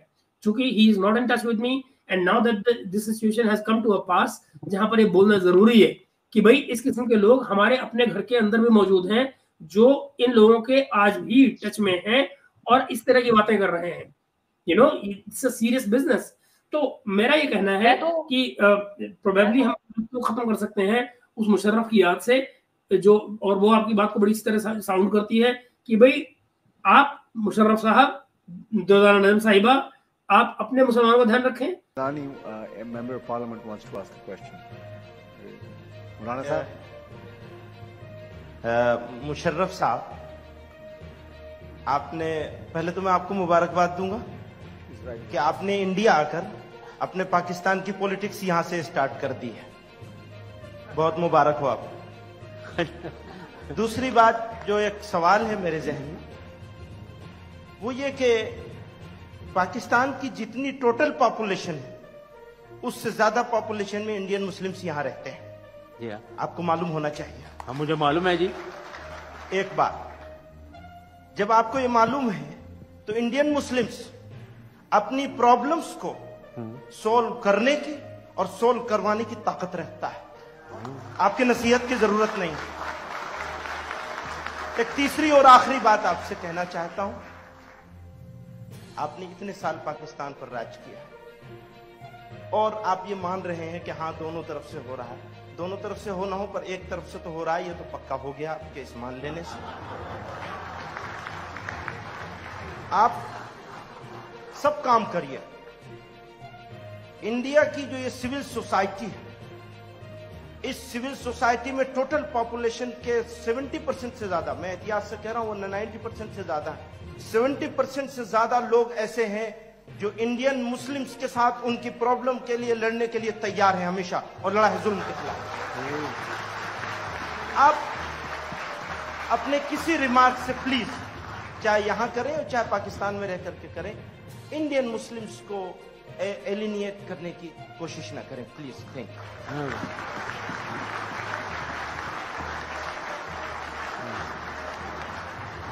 थैंक यू, बहुत शुक्रिया आपका। पहली चीज तो ये है, कोई मैं पाकिस्तान की पॉलिटिक्स यहाँ लेकर नहीं आया हूँ, मैं पॉलिटिक्स में नहीं हूँ और मैं यहाँ पाकिस्तान की पॉलिटिक्स बिल्कुल नहीं कर रहा हूँ। तो ये आपने बिल्कुल गलत कहा है कि मैं पाकिस्तान की पॉलिटिक्स इंडिया में ले आया हूं। दूसरी चीज, आप हिंदुस्तानी मुसलमानों की बात कर रहे हैं, मुझे बड़ी खुशी है जो आप कह रहे हैं, अगर ये सही है बिल्कुल मुझे बहुत खुशी है। मुझे बहुत खुशी है, इंशाअल्लाह ताला आपकी कंडीशन बहुत अच्छी होगी और बहुत सही तरीके से हल हो जाएंगे प्रॉब्लम्स। मुझे एक सब्जेक्ट दिया गया है, वो जो पीछे बैठे हैं, मुझे ये सब्जेक्ट दिया गया है चैलेंज ऑफ चेंज, ठीक है ना जी। मैं उस सब्जेक्ट के बारे में अपने राय रखता हूं और मैं वो राय बड़ी ओपनली देने में बिलीव करता हूं। आप में भी सुनने की हिम्मत होनी चाहिए जितना मुझे बोलने की हिम्मत है, और अगर आपको उसकी सुनने की हिम्मत नहीं है तो ठीक है, मैं I take my words back. आप बहुत खुश रहें अपनी हालत में, और बिल्कुल जो आप कह रहे हैं इंशाल्लाह अगर ठीक है तो मेरे से ज्यादा खुश आदमी कोई नहीं है। इंशाल्लाह ताला बड़ी अच्छा हो जाएगा, हिंदुस्तान पाकिस्तान का माहौल बहुत अच्छा चलेगा आगे। चलो ऐसे ही चलते रहते हैं। Thank you very much. Farooq साहब, और ये जो प्रीवियस सवाल था मौलाना साहब, मैं सिर्फ एक चीज और मैं भूल गया कहना कि देखें, बहुत सी में एक I don't believe in any hypocrisy. Urdu में हिपोक्रेसी को क्या कहते हैं? मुनाफकत। मैं इसमें बिलीव करता हूं कि जो मैं जबान से बोलता हूं वो मेरे दिमाग में है, मेरे दिल में है, वही बात, और मैं वो करता हूं। तो मुझे उम्मीद है कि हम सब भी यही करें कि जो हम बोल रहे हैं वही मेरे दिमाग में और दिल में है। That is what I would like to leave as a last point. अपने मुल्क का ध्यान रखें और हमारे मुल्क को, हमारे हिंदू मुसलमानों को छोड़ दीजिए। अगर आप ये कोट कर रही हैं अपने आर्टिकल में कि लव जिहाद के आर्टिकल्स को कोर्ट ने बाहर फेंक दिया है, कोर्ट ने उठा के बाहर फेंक दिया है मुकदमों को, तो आपको शर्म आनी चाहिए कि हमारे यहाँ पर आप जिसको क्रिटिसिज्म कर रही हैं वहां जुडिशरी इतनी स्ट्रांग है कि वो सच के साथ में खड़ी होती है अगर केसेस नहीं है तो। और अगर केसेस हैं या नहीं है, 4 दिन बाद जुनैद आएंगे, वो आपको बताएंगे एग्जैक्टली कि सोसाइटी में चल क्या रहा है। तो वो मैं जुनैद की बात क्यों कर रहा हूँ, मैं जानता हूँ कि उनके पास जमीनी और फैक्चुअल हकायक है, इसलिए मैं जुनैद की बात कर रहा हूँ। साथ जरूर जुड़िएगा, लेकिन मैं बस एंड करना चाहूंगी, हम परवेज मुशर्रफ साहब की बात से एंड क्यों करें, हम हमारे अटल बिहारी वाजपेयी साहब की बात से एंड करेंगे। परवेज मुशर्रफ साहब वो हैं जिन्होंने बहुत खून खराबा कराया। कारगिल की अब 25 साल हो गए कारगिल युद्ध की जंग जो जीती थी भारत ने, उस पर भी पाकिस्तान में बहुत प्रोपेगेंडा होता है कि नहीं ये जंग ये ऐसी थी वैसी थी। मैं अटल बिहारी वाजपेयी साहब का कोई भी इस बात से आज उनको याद करते हैं तो कोई भी इस बात के खिलाफ नहीं जाता। उन्होंने कहा सरकारें आएंगी जाएंगी लेकिन ये मुल्क रहना चाहिए, और इस मुल्क के अंदर जो लोग बसते हैं ना उनका भी वही माइंडसेट है। आज कोई सरकार है, आज किसी के साथ आपके इख्तलाफात होते हैं, लेकिन आप किसी एक स्पेसिफिक पार्टी का नाम लेके उसको पकड़ के और अपना प्रोपेगेंडा चलाएं पूरे के पूरे कम्युनिटी के खिलाफ, पूरे मेजोरिटी के खिलाफ, तो ना बाबा ये प्रोपेगेंडा आपका नहीं चलेगा। आज कोई ये पार्टी है, कल कोई और पार्टी थी, परसों कोई और पार्टी होगी, सालों साल पार्टियां बदलती रहेंगी, क्योंकि ये कंट्री डेमोक्रेसी से चलती है, कॉन्स्टिट्यूशन से चलती है, ये पाकिस्तान नहीं है। यहाँ पर ये मुनाफिकत नहीं चलती है कि पैसे के लिए आप अपना जमीर बेचने को तैयार हो जाएं। जिनको आप एक रिलीजियस बेस पर आप मार देते हैं घेर कर, उन्हीं के नाम पर जब पैसे जब दिखते हैं तो आपकी राल टपकती है, आप कशकौल लेके खड़े हो जाते हैं। अब चाइना में मस्जिदें तोड़ी जा रही हैं, आपको जरा तरस नहीं आता कि वहां पे लोगों के साथ क्या हो रहा है, उइगर मुसलमानों के साथ क्या हो रहा है, लेकिन जब आपकी बात होती है तो आपको क्या होता है, कश्मीर नजर आता है। उसी कश्मीर से एक थे जो अभी जब दौरा हुआ था प्राइम मिनिस्टर का, तो वहां पे नाजिम के साथ एक सेल्फी बहुत फेमस हुई थी। कश्मीर का वो बंदा, एक यंग बंदा नाजिम, वो कश्मीर से आता है। तो बेहतर नहीं होता कि एक पॉजिटिव नोट के साथ दुर्दाना साहिबा नाजिम की स्टोरी को के ऊपर एक आर्टिकल लिखती और अपने लोगों को बताती कि देखिए ऐसे लोग हैं कश्मीर में, ऐसा है जम्मू कश्मीर, हम उसे बर्बाद कर रहे हैं, पाकिस्तान उसे बर्बाद कर रहा है, उसको बर्बाद नहीं करने दें। तो बस अटल बिहारी वाजपेयी साहब की इस कोटेशन के साथ ही खत्म करूंगी कि सरकारें आएंगी जाएंगी, ये मुल्क रहना चाहिए, और इस मुल्क के ऊपर बात करने वाले को 1000 बार पूछना होगा, क्योंकि कोई जिम्मेदारी नहीं बनती है भारत के ऊपर बात करने की। दुर्दाना नजम जैसे लोगों की आपके चैनल पर मैंने इतना नाम ले लिया, अदरवाइज मैं कम्युनिटी पोस्ट में भी इनका नाम नहीं लेती हूँ, मैं इनको एक दूसरे नाम से पुकारती हूँ। तो वो हमारा फ्रीडम है, हम किसी भी नाम से किसी को पुकार सकते हैं, ये हमें हमारे देश ने इतना राइट दे रखा है। तो हमारी कंट्री में बहुत सारे फंडामेंटल राइट्स हैं, बहुत सारी फंडामेंटल ड्यूटीज हैं, यहाँ पर directive principle of state policies है, यहाँ पर बहुत कुछ है जो आप कॉन्स्टिट्यूशन हमारा पढ़ भी नहीं पाएंगे ये मोहतरमा। तो ये कहाँ पर बात कर रही है, इनका आर्टिकल बहुत ही शैलो आर्टिकल था, मैंने पूरा आर्टिकल पढ़ा, फिर उसको मैंने ट्रांसलेट करके भी पढ़ा, क्योंकि माशाल्लाह इन लोगों का इंग्लिश में हाथ इतना खतरनाक होता है कि उसके अंदर जो वर्ड्स यूज किए जाते हैं तो बस वो वोकैबुलरी ढूंढती रह जाती है। तो फिर मैंने कहा अच्छा चलिए इन्होंने इतनी इंग्लिश की टांग तोड़ी है तो मैं इसको, ये जो इन्होंने अपवाद स्वरूप केसेस उठाए हैं तो इसको मैं पढ़ूं कि इन्होंने क्या करा है। ये असम का केस उठा रही है और उसके बाद जुडिशरी ने क्या उस पर स्टेटमेंट दिया, उसके बाद क्या चीज हुई वो सब नॉर्मल हो गया, लेकिन आप एक्सेप्शनल केस उठा के कह रही है कि पूरा कंट्री ऐसा है। तो आप समझ रहे हैं महेश सर, एक लाठी से हकालना कहते हैं इसे, और ये एक लाठी से हकालने वाला पॉलिसी इंडिया से नहीं चलेगा। जी आपने बड़े मजे की बात में याद दिलाई कि इन्होंने एक जगह पर अपने आर्टिकल में, यास्मीन मैं खत्म करते हुए बता दूं कि इन्होंने अपने आर्टिकल में एक जगह, आपने चूंकि अंग्रेजी का नाम लिया जिसमें मैं आपको बता रहा हूँ, लीजिए मैं उसको एग्जांपल भी दे देता हूँ एग्जैक्टली उन्होंने कहा क्या है। वो बड़े मजे का सेंटेंस है और मुझे पता नहीं कि उसका लॉजिकल रैशनल लिंग्विस्टिक सेंस क्या बनेगा। कह रही है ये लीजिए, in a bizarre attempt Hindus are made to believe that everyone who had ever walked on this part of earth, India, Bangladesh, Pakistan, was a Hindu and was forced to convert to Islam by Muslim invaders or Christian missionaries। मुझे बताओ कौन से Christian missionaries थे जिन्होंने हिंदुओं को मुसलमान बनाया। I mean, ये अंग्रेजी खुदा जाने मेरे तो पल्ले नहीं पड़ी कि भाई क्रिश्चियन मिशनरीज कन्वर्जन करके क्रिश्चियंस बनाएंगे हमको या मुसलमान बनाएंगे। माता जी का कहना है कि वो मुसलमान बना रहे थे, इस्लाम बना ले जा रहे थे लोग। कर लो बात। हाँ, इन्होंने ये इनकी अंग्रेजी की हालत है, किया है। अंग्रेजी की नहीं महेश सर, इनकी हिस्ट्री की भी हालत बहुत लंगड़ी है। आपको नहीं पता, इनका हिस्ट्री आप पढ़िए। 800 साल के जिस शासन की बात कर रही हैं इन्होंने एग्जैक्टली काफी टाइम पहले इनका किसी वीडियो का मुझे किसी ने शेयर किया था इंस्टाग्राम पर, तो उन्होंने बोला कि देखें इनकी मैडम की हिस्ट्री कितनी ऊन को टांगे। तो ये बहुत गलत गलत फैक्ट रख रही थी, बिल्कुल वो मुझे चीजें ध्यान नहीं आ रही थी, लेकिन ये हिस्ट्री पे बात कर रही थी, मुगल हिस्ट्री पे इश्तियाक सर की तरह ये बात कर रही थी और बहुत सारी चीजें ये गलत कोट कर रही थी। तो आपका हिस्ट्री में हाथ तंग है, आपका अंग्रेजी में हाथ तंग है, आप इंडियन सोसाइटी को सही से रीड नहीं करती, आप पाकिस्तानी सोसाइटी को नहीं जानती, आप एस्टैब्लिशमेंट के बारे में बात नहीं कर रही हैं, आपको फोर्स कन्वर्जन की प्रॉब्लम्स नहीं पता, आप अपनी ह्यूमन राइट्स की रिपोर्ट्स नहीं पढ़ती हैं, आपको जुडिशरी का नहीं पता, आपको इंडियन कॉन्स्टिट्यूशन का नहीं पता। Who the hell are you? आपको किसने हक दिया कि आप भारत के ऊपर बात करें? इसी नोट के साथ महेश सर ये प्रोग्राम खत्म करिए, वरना मैं बोलती रहूंगी, क्योंकि मुझे बहुत अफसोस होता है ऐसे लोगों ने ना कि सिर्फ इस्लाम को, पाकिस्तान को, बल्कि पूरी दुनिया को एक नर्क बना रखा है।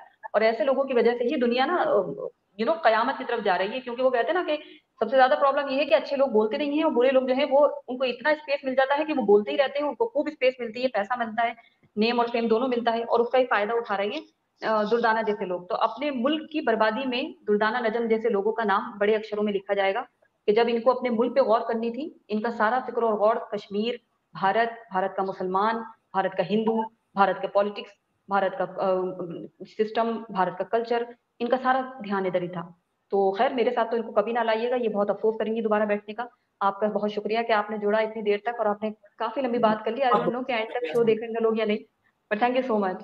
दोबारा जुनेद भाई के साथ बहुत शुक्रिया आपको यास्मीन, इतनी अलबेरिक बातचीत के लिए और इस समय आपके वक्त के लिए और इतनी सारी बातों को इतनी क्लैरिटी के साथ करने के लिए मैं आपका शुक्रगुजार रहूंगा इस सारे वक्त के लिए। और जल्द मिलेंगे हम लोग किसी अगले प्रोग्राम में। बहुत बहुत शुक्रिया आपका। बिल्कुल, थैंक यू सो मच। जय हिंद। जय हिंद।